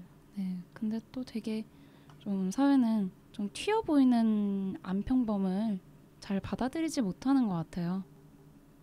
또 여러분들 이제 무성애자임을 좀 받아들이고 나서 저는 그게 많이 나아진 부분도 있고 더 심해진 부분도 있거든요. 예를 들어서 좀 안 좋은 거긴 하지만 예전에는 제가 성소수자가 된다는 게 무섭지가 않았어요. 저는 이상하게 여자애를 좋아한 적이 있는데 제가 바이라는 생각은 안 했어요. 바이일 수는 있겠지만 근데 그때는 약간 만약에 내가 여자친구가 생기면 모두에게 자신 있게 커밍아웃을 할 수 있을 것 같은데 지금은 내가 여자친구가 생기면 되게 소극적으로 좀 눈치 보면서 커밍아웃을 하게 될 것 같아요. 오히려 지금- 자신이 없어졌네요. 네. 지금도요? 지금 오히려 예전에는 아. 오히려 그 좀 제가 20살 넘고 나서는 좀 저 자신한테 모두가 안 평범하다는 걸 알고 나서는 좀 자신 있게 특히 성소수자면 뭐 어때 이런 마인드가 있어서 괜찮았는데 이제 무성애자로서 활동을 하면서 각종 그 차별 워딩들을 실제로 듣잖아요. 그쵸, 공격을 실제로 받죠. 네, 공격들을 실제로 받아보고 나니까 옛날에는 집에서 바깥에 내리는 비를 보면서 와 저게 그냥 맞으면서 놀면 재밌겠다. 뭐 어때 그냥 비인데 씻으면 되지 이런 느낌이었는데 막상 내가 우산을 쓰고 바깥에 나가서 옆으로 떨어지는 비와 그 축축함을 느끼면 이 우산 빼기가 되게 무섭잖아요. 그쵸. 약간 그런 느낌을 오히려 가까이 있어서 더 소수자성이 추가되는 게 무서워요. 비유 너무 잘 들어주신 것 같아요. 네. 아유, 이해가 잘 됐으면 다행입니다. 쏙쏙 박히네요. 그래서 되게 여러 사람들이랑 이야기하다가 제가 폴리아모리가 아닐까라는 생각을 하고 있는데 정체화는 안 하고 있거든요. 더 이상의 소수자성이 추가되는 게 좀 무섭기도 해서 네, 뭐 그런데 여러분들은 혹시 더 안 좋다거나 그런 인식은 없으신가요? 전 받아들이고 되게 편해졌어요. 워낙 디나이얼이 심했는데 진짜 디나이얼의 시기에는 막 네. 내가 이걸 받아들이는 순간 나는 소수자가 되고 지금까지의 삶은 연기가 되고 내 인생은 시궁창에 빠질 것이다. 너무 이미 지레 겁을 먹고 계셨군요. 네, 그렇게 생각했는데 생각만큼 그렇게 막 행복도에 막 변화가 엄청 있진 않아서 그러니까 그전에는 약간 뭔가 나쁜 걸 접어둔 채로 행복하게 살았다면 지금은 그냥 나에게 쏟아지는 것들을 네. 바로 보면서도 어쨌든 행복한 부분을 여기서 더 나은 부분을 찾고 그렇게 해서 결국 인간의 행복도는 왜 변하지 않는다는 얘기를 들었거든요. 네, 그래요? 수업에서 듣습니다. 네. 인간의 행복도는 평생 평균적으로 많이 변하지 않아요. 예, 그 진짜 그거를 체감하고 있어요. 그 수업 되게 궁금하네요. 네, 주관적 안정감 수업 네. 지금도 열려 있다면 꼭 네, 청강을 해주세요. 괜찮습니다. 모카소님은 좀 어떠신가요? 정체화 이후에 저도 그냥 네. 마음이 더 편해졌어요. 저는 그리고 좀만 마음이 맞고 얘가 제 얘기를 잘 들어줄 것 같으면 되게 잘 흘리고 다녀요. 난 이런 대학생 되고 나서 되려 좀 무대 활동도 하고 그러면서 좀 더 걸커가 되어가는 걸어다니는 커밍아웃이 되어가는 중이에요. 약간 좀만 마음이 맞으면 일단 이렇게 흘려요. 난 근데 연애하면서 꼭 섹스가 필요한지 잘 모르겠어. 이런 식으로 흘려요. 그러면 애들이 그래? 이러는 애들도 있고 에이 그게 뭐야? 그럼 뭐가 재밌어? 막 이런 애들도 있고 그리고 거기서 약간 1차적으로 마음으로 거르고 그다음에 친해진 애한테 벌써 많이 말했어요. 제가 무슨 따로 활동을 하고 있다는 것도 아는 아이들도 있고 그러고 나서 얘기를 하면 애들이 다 그래? 신기하다. 그렇구나. 언니는 너는 그런 사람이구나. 언니는 그런 사람이구나. 이런 식으로 넘어가거나. 네, 그래서 생각보다 별거 아니야. 얘네가 잘 모르고 있으니까 내가 알려주면 되지. 이런 생각을 하면서 되게 잘 흘리고 다녀요. 이게 약간 그 흘리는 밑바까는 과정이 중요한 것 같아요. 왜냐면 제가 요즘 커밍아웃 좀 실패라고 하긴 이상한데 좀 원치 않는 반응들을 많이 받은 게 제가 커밍아웃을 하게 되면 주로 제 일상을 이야기하다가 커밍아웃이 돼요.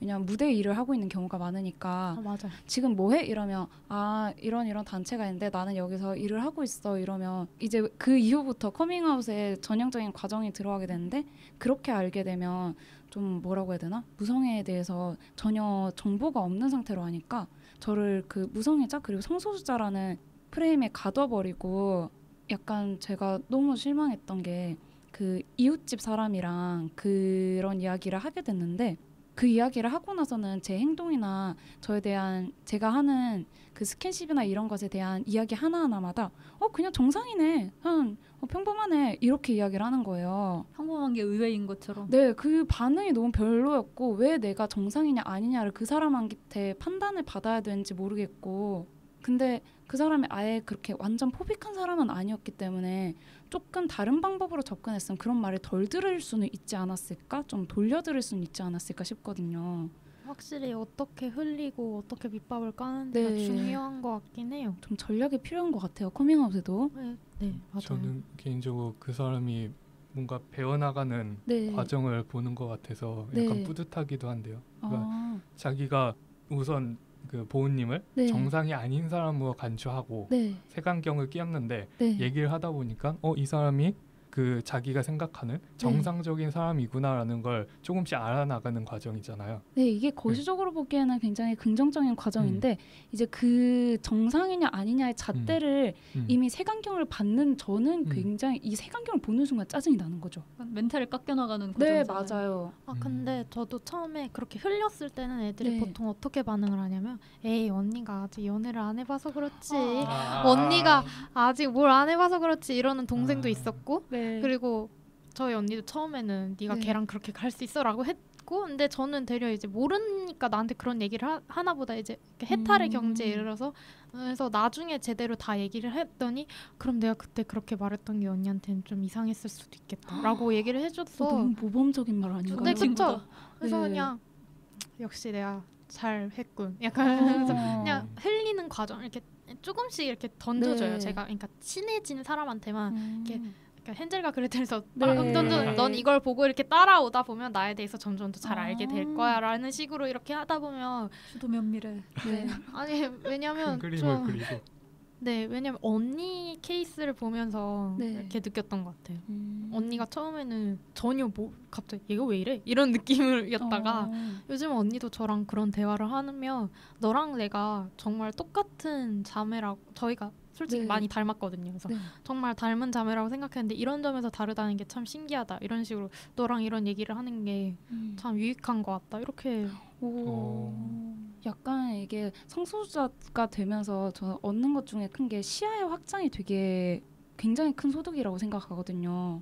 성소수자인 걸 알게 되면서. 네, 저는 왜냐면 그 타자화가 심하다고 했었잖아요. 네. 그래서 제 시야는 굉장히 갇혀 있고 좁고 제 머릿속은 꽃밭이었기 때문에 모두가 나랑 비슷할 거고 다들 나를 받아들여 줄 거야 이런 거였기 때문에 아예 한 번도 본 적 없는 시각이었는데 약간 모커소님이 언니랑 좀 진중한 이야기를 하면서 그 혜택을 약간 언니랑 나눠 가진 것 같은 그런 느낌이 들어요. 굉장히 유익한 커밍아웃이네요. 네. 그리고 또 그런 것도 있는 것 같아요. 약간 퀴어 문화를 접하게 되면서 퀴어 문화가 굉장히 좁잖아요. 콘텐츠가 많이 없어서 맞습니다. 관심 없던 것에 대해서 좀 관심을 넓히게 되는 계기가 되는 것 같기도 해요.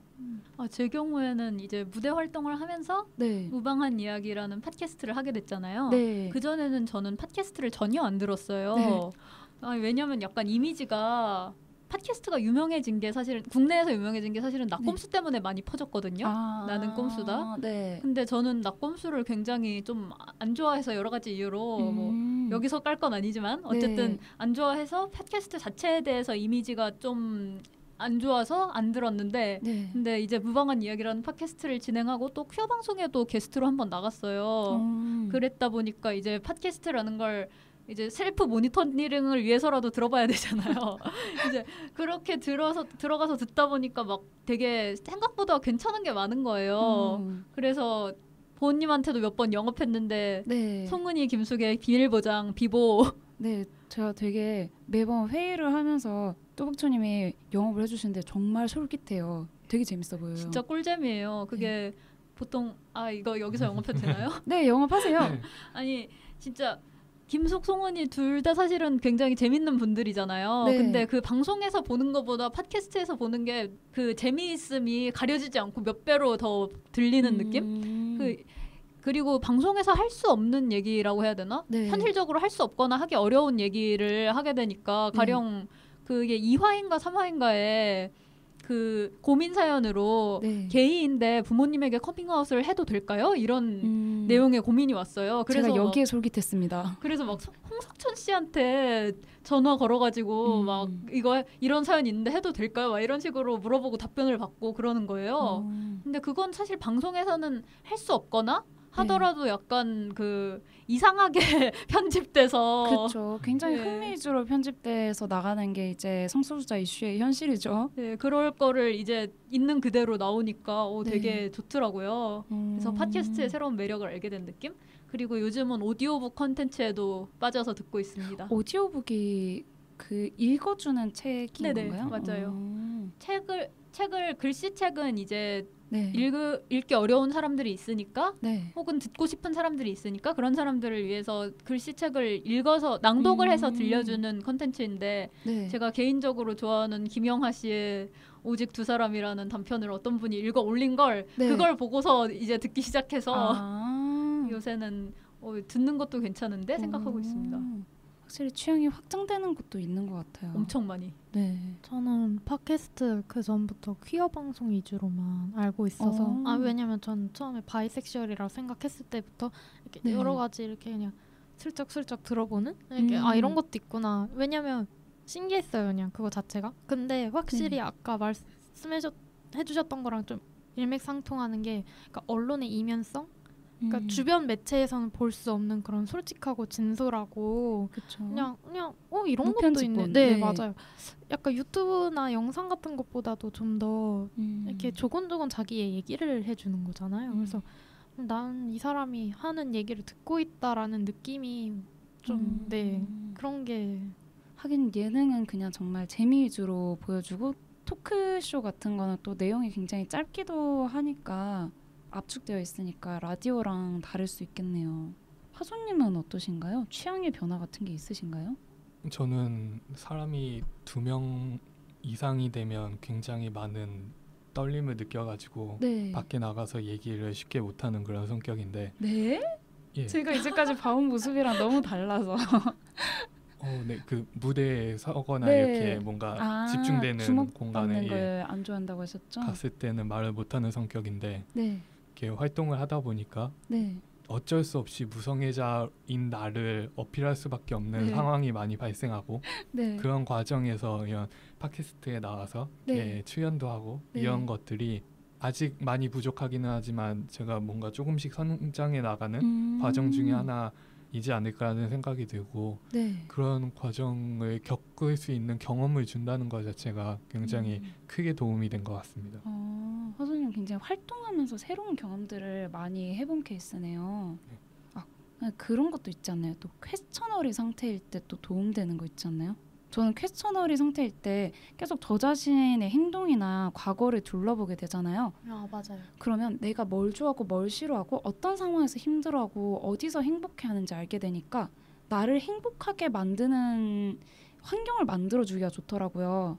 그래서 약간 나에 대해서 알게 된 게 내 결핍에 대해서도 알게 되고 나를 분석하고 좀 나를 위하는 데 도움이 많이 돼서 저는 제 삶의 질을 높이는 데 굉장히 큰 도움이 됐어요. 네, 제가 그게 아까 자존감이 올라갔다. 그래서 자존감이 올라간 건가요? 이게 상담이 그런 원리잖아요. 그런가요? 내가 어떨 때 행복한지 보고 내가 뭐 때문에 힘든 건지를 보는 게 상담의 첫 번째 작업인데 그러니까 진짜 셀프 상담을 하게 되는 본의 아니게 이렇게 퀘스처너리의 과정에 유익할 수 있군요. 이롭습니다.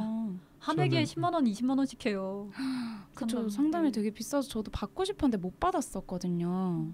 저는 비슷한 이유로 헤테로 유성애자라고 하는 분들도 자신이 정체화하는 과정을 겪을 필요가 있다라고 생각을 하는데요.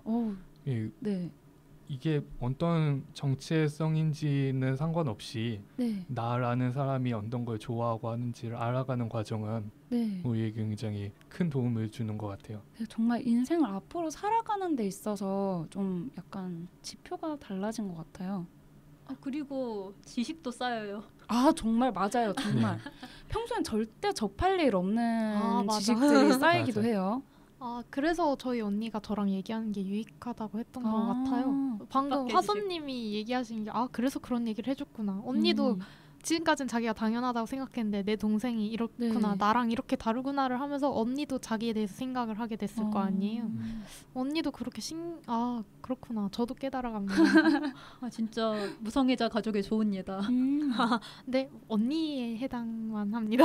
언니한테만. 잘 받아들여 줄 경우에 유익한 거죠. 네, 가장 제일 같이 오래 있었던 네. 부모님보다도 가까이에 붙어있던 사람이라서 약간 음. 감정이나 유대감 이런 게 되게 특이하게 엄청 두텁게 쌓여있는 자매거든요.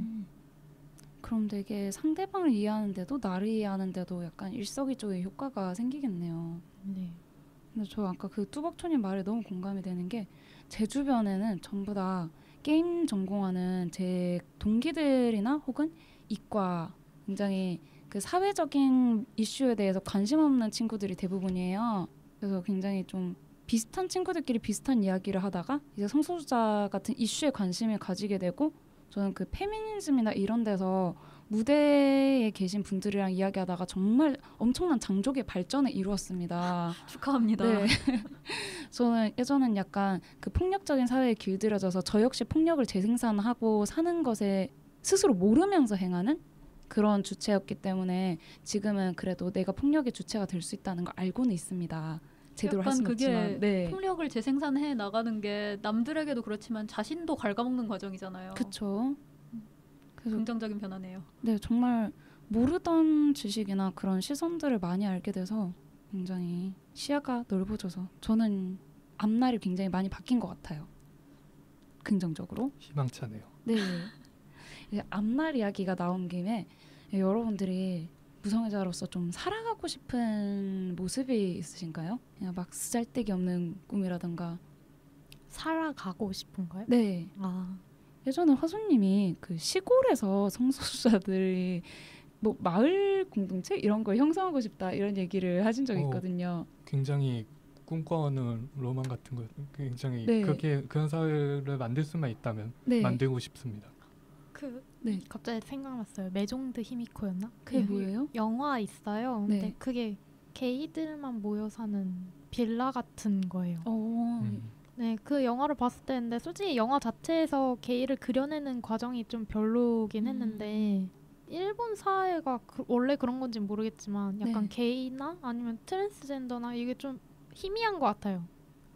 그걸 약간 다루는 게 존재성이 네, 근데 이건 어쨌든 옆길로 샜건데 네. 그거 자체가 바닷가에 집이 한 채 있는데 그게 나이 든 게이들 근데 그래서 남들이 나를 보살펴주지 못하는 근데 가족도 다 떠나가고 없고 네. 그런 사람들이 모여 사는 그런 공간으로 그려지거든요. 약간 목화선님의 그 영화를 통해서 봤을 때는 그렇게 살면 어떨 것 같던가요? 재미는 있을 것 같고 좀 네. 나를 잘 이해하니까 그냥 평범하게 이런 얘기 저런 얘기 아무렇지 않게 할 수 있는 그럴 것 같아요. 그 화수님은 약간 어떤 형태를 상상하신 건가요? 그러니까 이 판타지는 두 가지 감정이 섞여 있는 것 같은데요. 우선 저는 서울 그 도시에 있는 것보다 시골로 내려가가지고 사는 게 저의 만족도가 좀 더 올라가지 않을까. 그런데 시골은 아무래도 노동력이 중요한 시장이고 그러다 보니까 혼자 사는 것보다는 그 동네 사람들하고의 관계가 중요한데 아무래도 그 빠른 발언들에 대해서 제가 견딜 수가 없으니까 그 발언을 하지 않는 성소수자 분들과 그러니까 퀴어 분들과 함께 살면 약간 도움이 되지 않을까 하는 생각이 한편으로 있고 근데 슬프게도 퀴어들도 나랑 다른 정체성에 대해서 잘 이해를 못하니까 또 최소한 빠른 발언은 하지 않지 않을까. 좀 덜 하려고 하겠죠. 좀 덜 하려고. 그러니까 내가 그걸 싫어한다고 밝혔을 때 그들이 그쵸. 최소한 이게 잘못된 게 아닐까라는 그 성찰의 시간을 갖지 않을까라고 하는 네. 조금의 그런 믿음 같은 거. 근데 저는 그렇게 예. 믿지 않습니다. 아 그렇군요. 근데 저는 그 차이는 좀 확실히 좀 느끼는 것 같은 게 그 아무 소수자에 대해서 생각을 안 해본 사람한테 나 이거 싫어해라고 말했을 때 야 그건 네가 이상한 거야라고 말할 확률이 조금 더 퀴어일 때는 조금 더 줄어드는 것 같아요. 제 주변에 퀴어가 너무 좋으신 분들만 있어서 그런가요? 근데 어쨌든 이거 화소님의 예, 네. 저의 작은 판타지 소망이니까. 판타지 같은 거 판타지 있죠. 안에서 예. 그럴 수 있죠. 네, 맞아요. 그런 판타지가 하나가 있고 또 하나의 판타지는 네.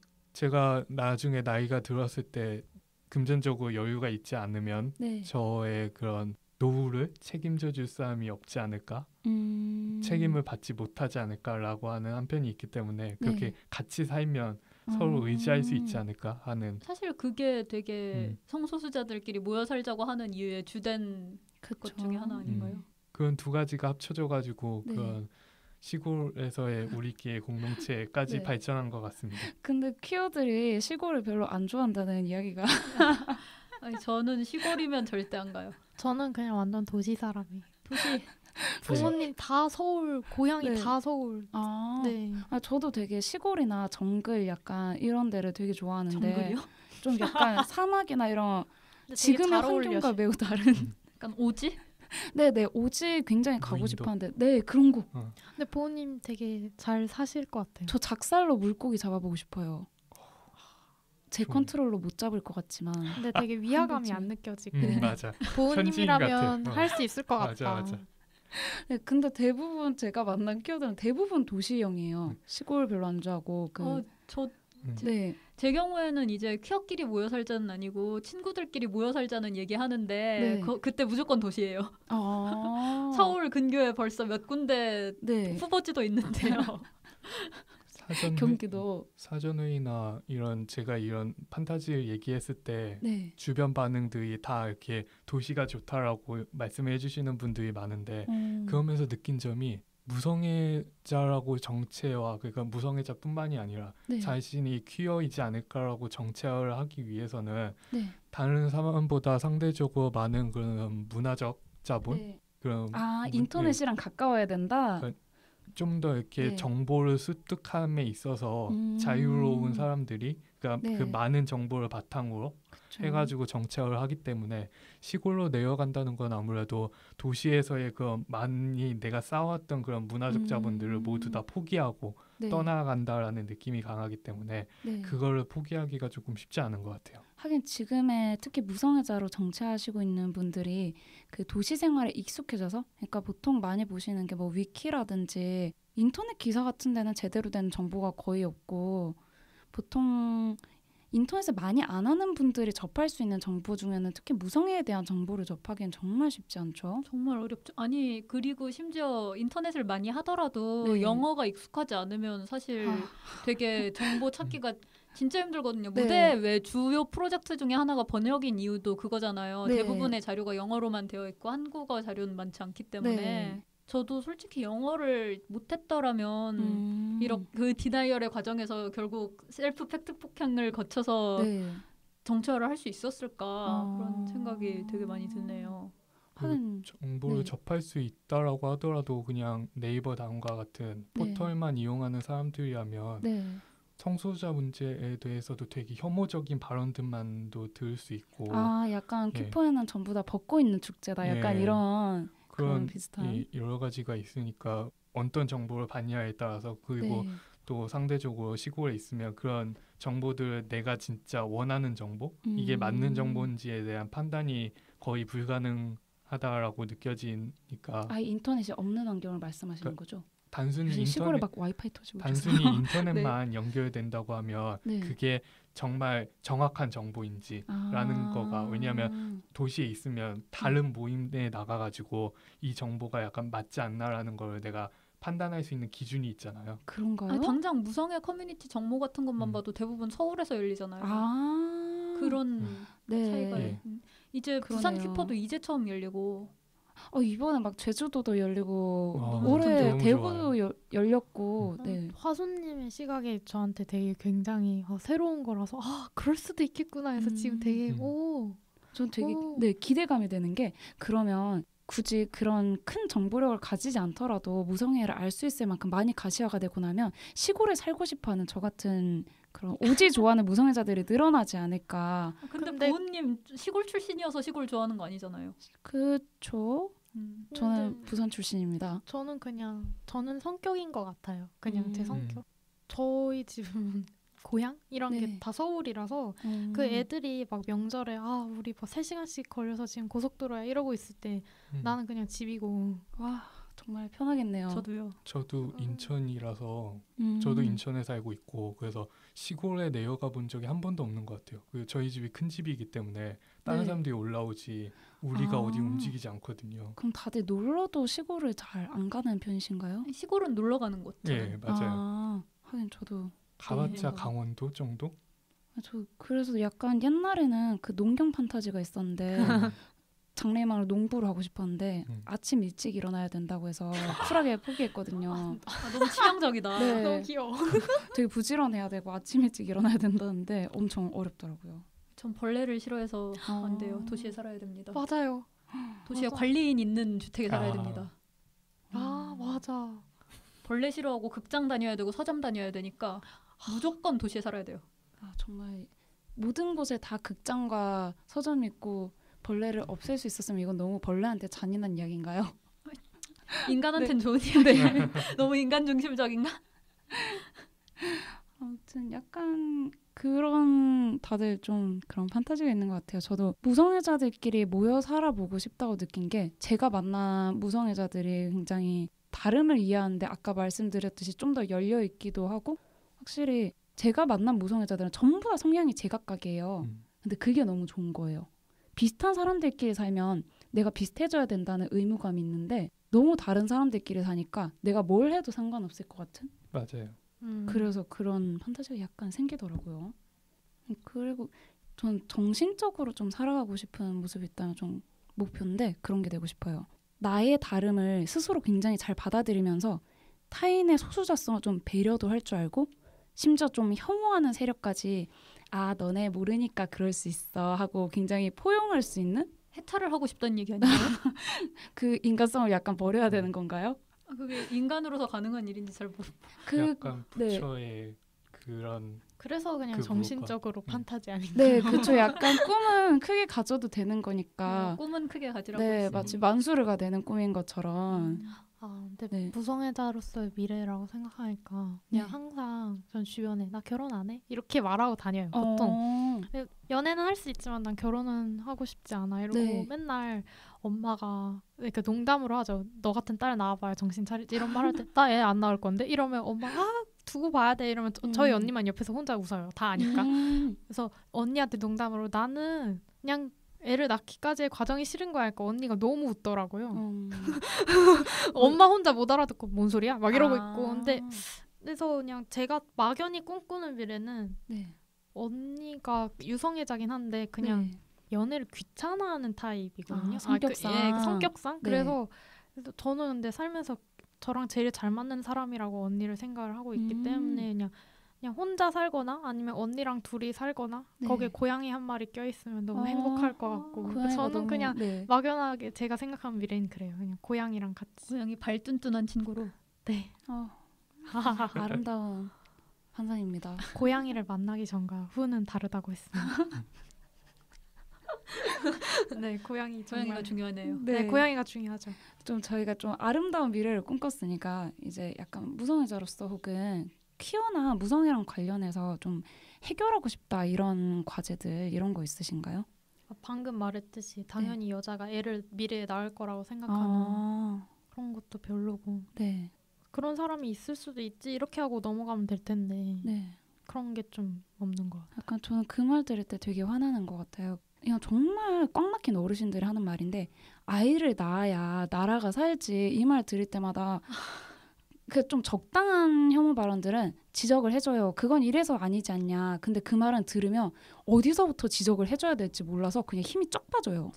나를 사람이 아니라 어떤 수단으로 애 낳는 기구로 보는. 네, 그래서 무슨 말을 해도 안 먹힐 것 같아서 그냥 전이가 상실되거든요. 진짜 싫다. 맞아요. 전 그런 타입은 그냥 빠르게 피해버리고 마는데. 그리고 막 난 결혼 안 할 거야라고 의견을 피력하는 거잖아요. 그냥 네. 내 미래에 대해서 말하는 것뿐인데 꼭 이런 말하는 애들 있어요. 꼭 저런 애들이 제일 먼저 결혼하더라. 맞아. 정말 제일 많이 들었어. 네. 꼭 저런 애들이 나중에 애 제일 많이 낳고 막 엄마 막 이런 사람 된다고 그런 말 들을 광고 때마다 멘트. 너 잘났어. 진짜 어릴 때부터 너무 많이 들어온 말이에요. 저는 무성애자인 건 뒤늦게 알았지만 어릴 때부터 독신주의자였기 때문에 독신주의자라고까지는 아닌데 독신일 거다라고 생각을 해왔기 때문에 진짜 결혼을 네. 안 할 거라는 얘기를 하면 무조건 제 저러다 20살 딱 되자마자 결혼한다고. 근데 다행히 지금은 27살입니다.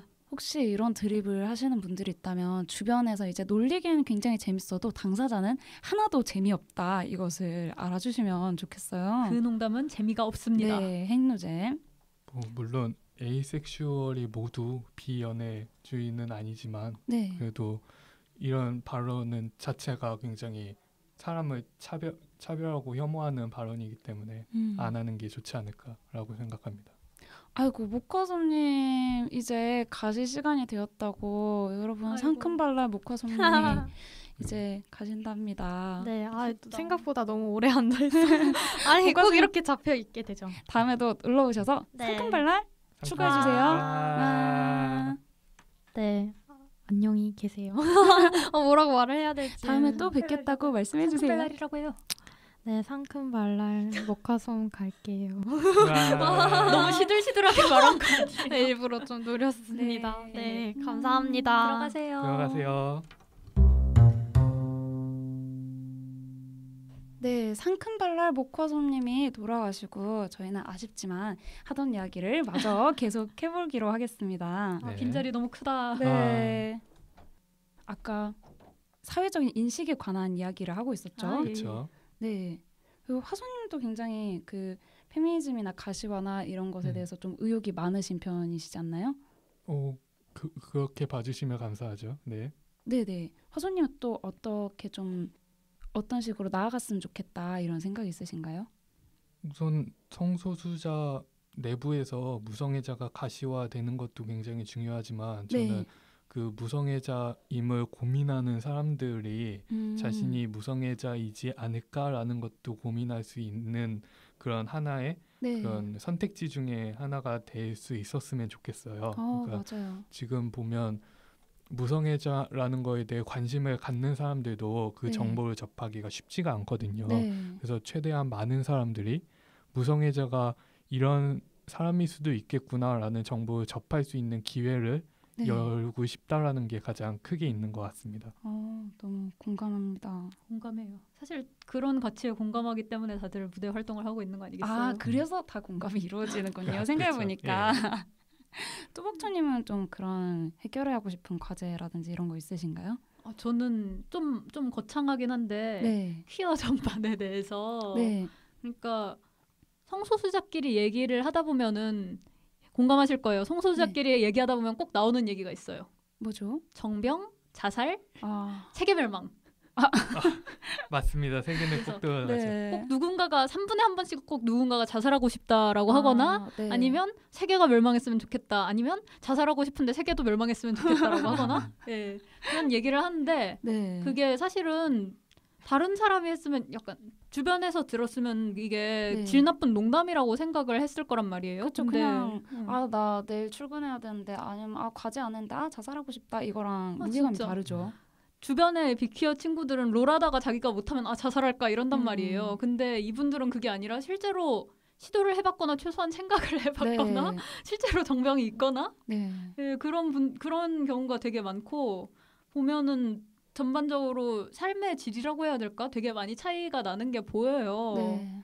솔직히 성소수자인 걸 자각하고 성소수자 친구들이랑 얘기를 하면서 되게 그런 쪽으로 지식이 늘었어요. 저는 자살에 대한 지식이라든가 아니면 뭐 스위스에서 안락사를 받을 수 있다 뭐 이런 거 있잖아요. 네. 왜 그런 게 되게 삶에 가까운 게 사실은 이렇게 솔직하게 말하는 게 좋죠. 그쵸. 솔직하게 말하는 게 좋은데 비퀴어에 비해서 왜 퀴어들이 이런 게 삶에 훨씬 가까운 것인가. 네. 이게 단순히 퀴어 문화가 아니잖아요. 그렇죠. 진짜로 삶의 질이 다르기 때문에 이런 게 나오는 거니까. 네, 저도 정말 느꼈던 게 저는 주변에서 우울함을 퀴어 친구들을 알기 전에는 우울함을 표현하는 친구들도 없고 다들 정말 건강하길래 전 제가 우울하거나 무기력하다는 생각을 안 해보고 그냥 와, 저 친구들 되게 건강하구나. 나랑 건강 상태가 차이가 나지 않을까? 아니면 되게 인내심이 좋구나? 전 제가 참을성이 없는 줄 알았어요. 근데 지금 생각해보면 저도 굉장히 옛날에는 자살 충동을 많이 느꼈었고 만성으로 우울했던 것 같아요. 그래서 나아지고 나서 이제야 돌이켜보면 아, 내가 많이 아팠구나 싶은데 또 내가 아팠구나를 자각하는데 퀴어 친구들과 알고 나서 굉장히 그 정보를 많이 얻고 좀 알았거든요.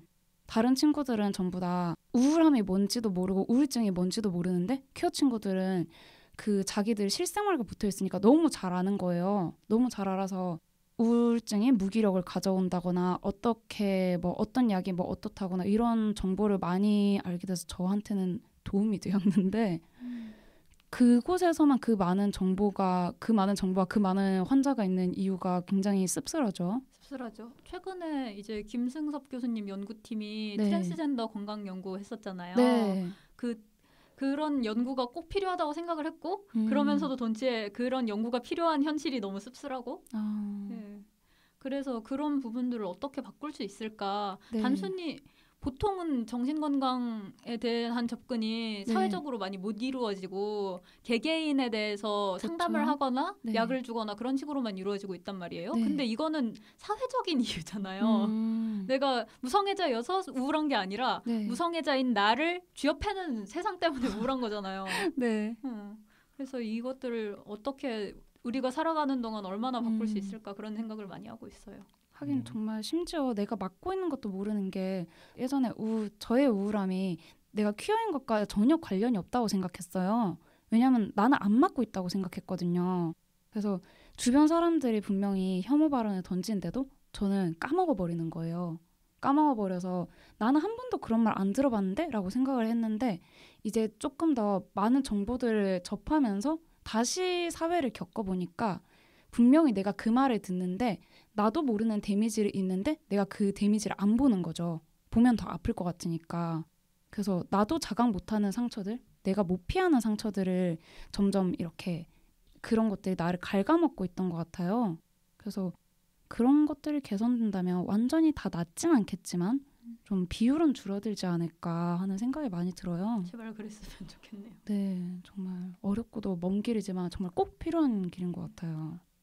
제 경험도 포함해서 네. 비슷한 얘기인데 그 사회가 그렇게 변했으면 좋겠다라고 생각하는 거 있고 이게 구조적인 문제이지만 네. 사실 우리가 지금 당장 구조적인 문제를 물론 바꿔야 되고 노력해야 되지만 네. 그 문제를 바꿀 수 없는 것도 있는데 저는 우선 기본적으로 그 소수자가 네. 자신의 목소리를 있는 그대로 얘기할 수 있는 사회가 우선 되어야 된다라고 생각을 해요. 왜냐하면 네. 많은 문제들이 보면 별거 아닌데 이게 말을 꺼내지 못해서 맞아요. 솔직히 속 안에서 골마서 썩어 네. 문드러지는 경우가 굉장히 많거든요. 네. 최소한 이거를 받아들이던 받아들이지 않던 그 사람이 뭔가를 얘기하고 싶을 때 얘기할 수 있는 사회가 되면 네. 좀 더 그 사람들의 그런 정신적인 문제에서 좀 더 네. 자유로워질 수 있지 않을까. 우선 그것만이라도 얘기할 수 있으려면 근데 얘기했을 때 리스크가 그만큼 지금만큼 크지 않아야 되겠죠. 그러니까 그렇죠. 사실 예. 차별금지법을 제정해야 된다 이런 얘기도 하고 아. 있는 거고 그렇죠. 나의 다름을 드러낼 수 있고 드러냈을 때 지금처럼 막 네. 목숨이라거나 생계라거나 그런 것들이 위협받지 않는 네. 그 정도? 남들이 이상하게 보는 거 정도는 괜찮아요 나는. 정말 크지 않은 욕심이고 너무 당연한 건데 이게 안 되고 있는 게 되게 슬프네요. 최소한의 말할 수 있는 기회를 보장해 네. 줬으면 좋겠는데 그게 정말 쉽지 않은 문제인 것 같아요. 우리 열심히 해나갑시다. 네. 그리고 저는 이제 이런 것들을 실감하면서 느낀 게 퀴어 프라이드라는 게 예전에는 그게 왜 필요해라고 생각을 했는데 지금 생각하면 또 되게 꼭 필요하죠. 네, 정말 꼭 필요한 것 같아요.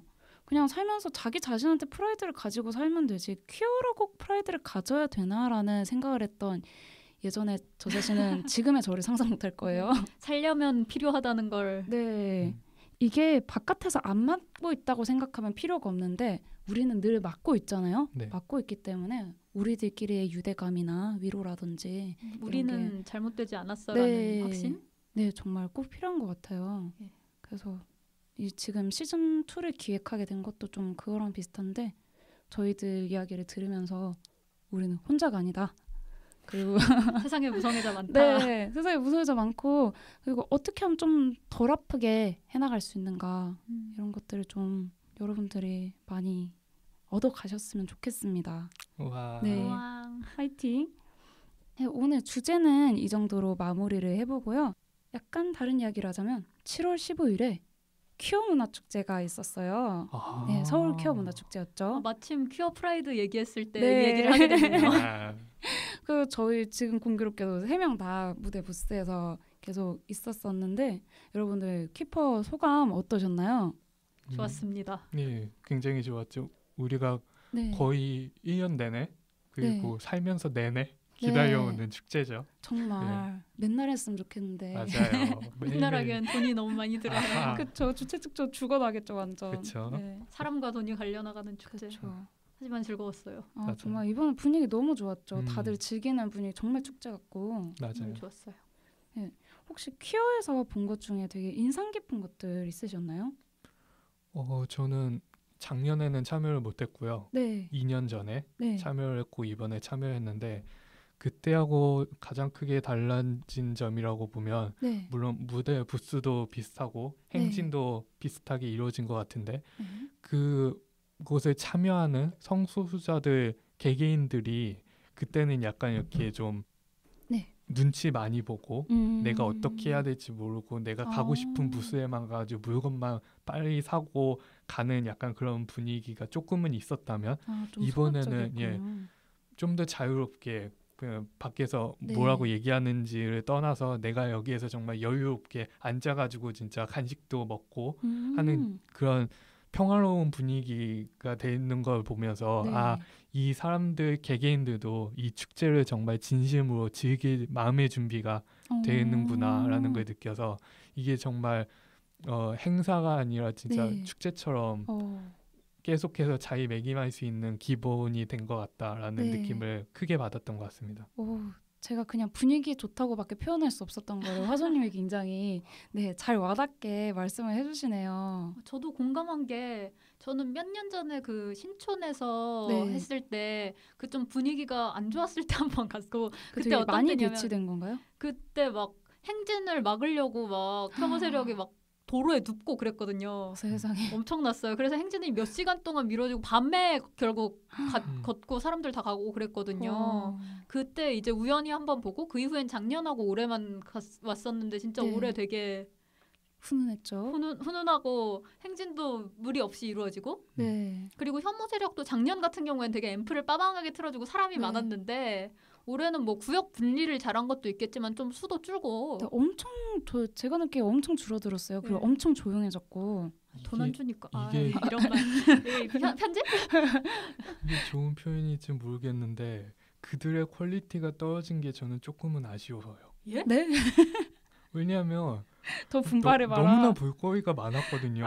그래요? 그것도 나름의 콘텐츠였는데 이게 작년인가 재작년에 맞아 발레도 하고 아마 작년이지 않았나요? 저는 2년 전에 참여했을 때 정말 진짜 화려하고 볼거리가 가득했거든요. 근데 이번에는 정말 그냥 외치는 발언하는 거 그거 말고는 없어가지고 혐오 세력분들 조금 더 금전을 모아주시기 바랍니다. 아름다운 볼거리를 주세요. 혐오는 돈이 되지 않는다는 걸 지금 확인하고 있습니다. 그렇군요. 혹시 그 또박초님은 좀 인상 깊게 본 것들 있었나요?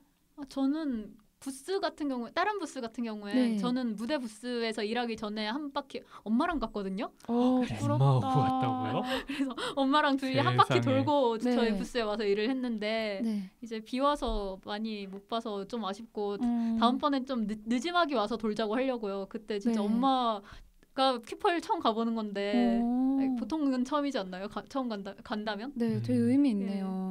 근데 비 때문에 많이 못 봐서 그거는 아쉬웠고 어쨌든 한 바퀴 돌다가 인상 깊었던 건 그 장애 여성 공감의 레드립이라는 소모임에서 부스를 냈었는데요. 거기서 이제 내가 부정된다고 느끼는 순간들이었나? 그런 거에 대한 판넬 설문조사를 했어요. 6개인가 있었는데 그게 뭐 화장실에서 아니면 네. 파트너와 있을 때 막 그런 식으로 나의 존재가 부인된다고 느끼는 순간들이 네. 있을 때 거기다가 스티커를 붙이라는 거였어요. 네. 근데 막 제가 딱 보자마자 스티커 여러 개 붙여도 되나요? 이랬더니 그분이 다 되게 했는데. 당연하다는 네. 듯이 그럼요 이러면서 되게 스티커를 그 통째로 주시더라고요. 네. 그러면서 되게 정말 배제는 정말 일상이구나 네. 이런 느낌을 많이 받았고 네.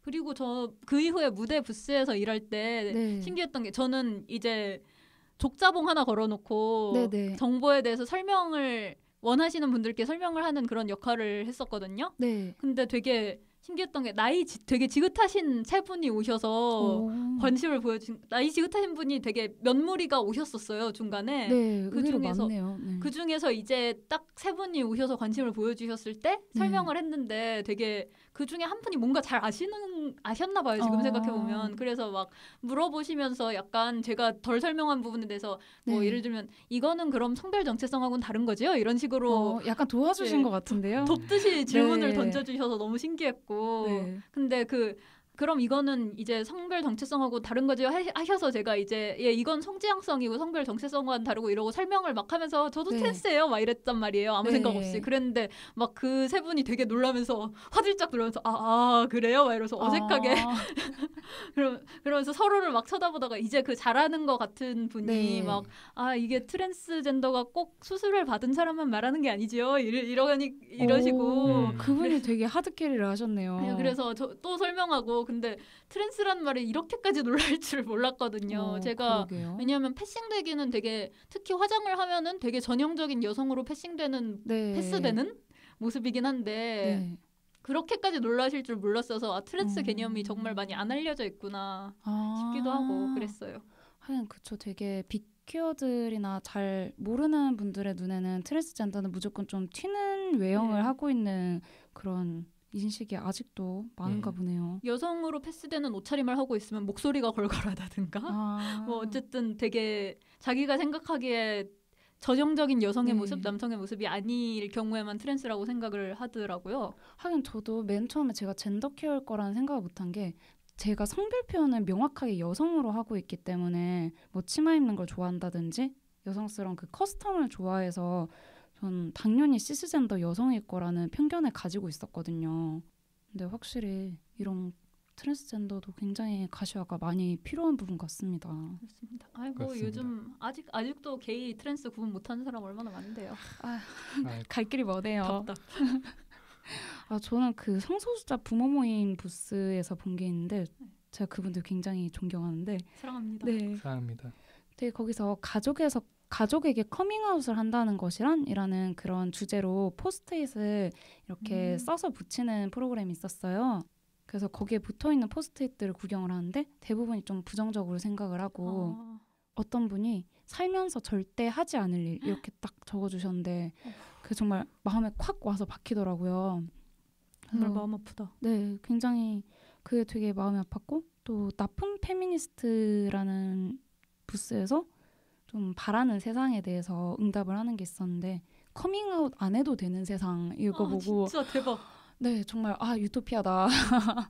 아름다운 곳이다. 이러면서 굉장히 그것도 감명이 깊었고 근데 저도 되게 그런 상대를 너무 당연히 시스젠더 헤테로 저 그 뭐죠? 어디서 제가 부스를 얼마 못 봐서 막 자료를 뒤졌는데 거기서 이제 비큐어의 대체어로 시스젠더 헤테로 유성애자 그러니까 시에유란 말을 쓰면 인터섹스가 배제되지 않냐 이런 의제를 던져줘서 제가 굉장히 그걸 보면서 반성을 하면서 나는 이제까지 이 생각을 한 번도 안 해봤으니까 이제 비큐어라는 말을 쓰고 살아야지 시에유 대신에 라고 생각을 해놓고 방금 또 이렇게 시스젠더 헤테로라고 나와버렸네요. 본능적으로. 네, 말버릇을 고치기가 되게 어려워요. 네, 어쨌든 제가 말씀드리려고 했던 거는 상대방을 무조건 비큐어라고 생각하는 그 시선을 버리려고 노력하고 있다는 말씀을 드리려고 했거든요. 그러니까 무조건 그런 다수자일 것이다? 그런 인식을 버리려고 뭐 예를 들어서 뭐 남자친구 있으세요? 여자친구 있으세요? 대신에 뭐 애인 있으세요? 이런 식으로 물어본다든지 심지어 애인 있으세요라고 물어보는 것도 굉장히 유성의 규범적일 수 있기 때문에 되도록 그런 질문을 아무리 할 말이 없어도 다른 질문을 찾는다든지 이런 노력을 하고는 있는데 근데 또 되게 무의식적으로 나올 때가 있어서 입에 붙은 거는 천천히 그쵸. 지워가야죠. 네, 그래서 아직도 굉장히 노력을 하고 있는 중입니다. 네. 여러분 우리 함께 노력해 보아요. 와. 시혜유보단 빅히어로. 네, 조금 더 덜 배제적인 말. 네, 그래서 이제 여기까지 1화를 좀 마무리를 해보겠고요. 이번에 1화는 좀 무성애자로서 우리들을 돌아보는 시간을 가졌잖아요. 그래서 2화는 가장 가깝고 피하기 힘든 인간관계, 그러니까 가족 혹은 비슷한 역할을 하는 동거인들과의 관계에 대해서 좀 이야기를 해볼 예정이에요. 그러니까 2화를 기대하시는 분들 혹은 1화를 재밌게 들으신 분들 응원 댓글 많이 많이 달아주세요. 예. 부탁드립니다. 그리고 고민 있으신 분들은 사연 보내주시면 되는데 고민 사연은 어디로 보내면 되는지 뚜벅초님이 읽어주세요. 고민 사연은 메일 무방@acestage.com으로 보내주세요. moobangE.acethage.com입니다.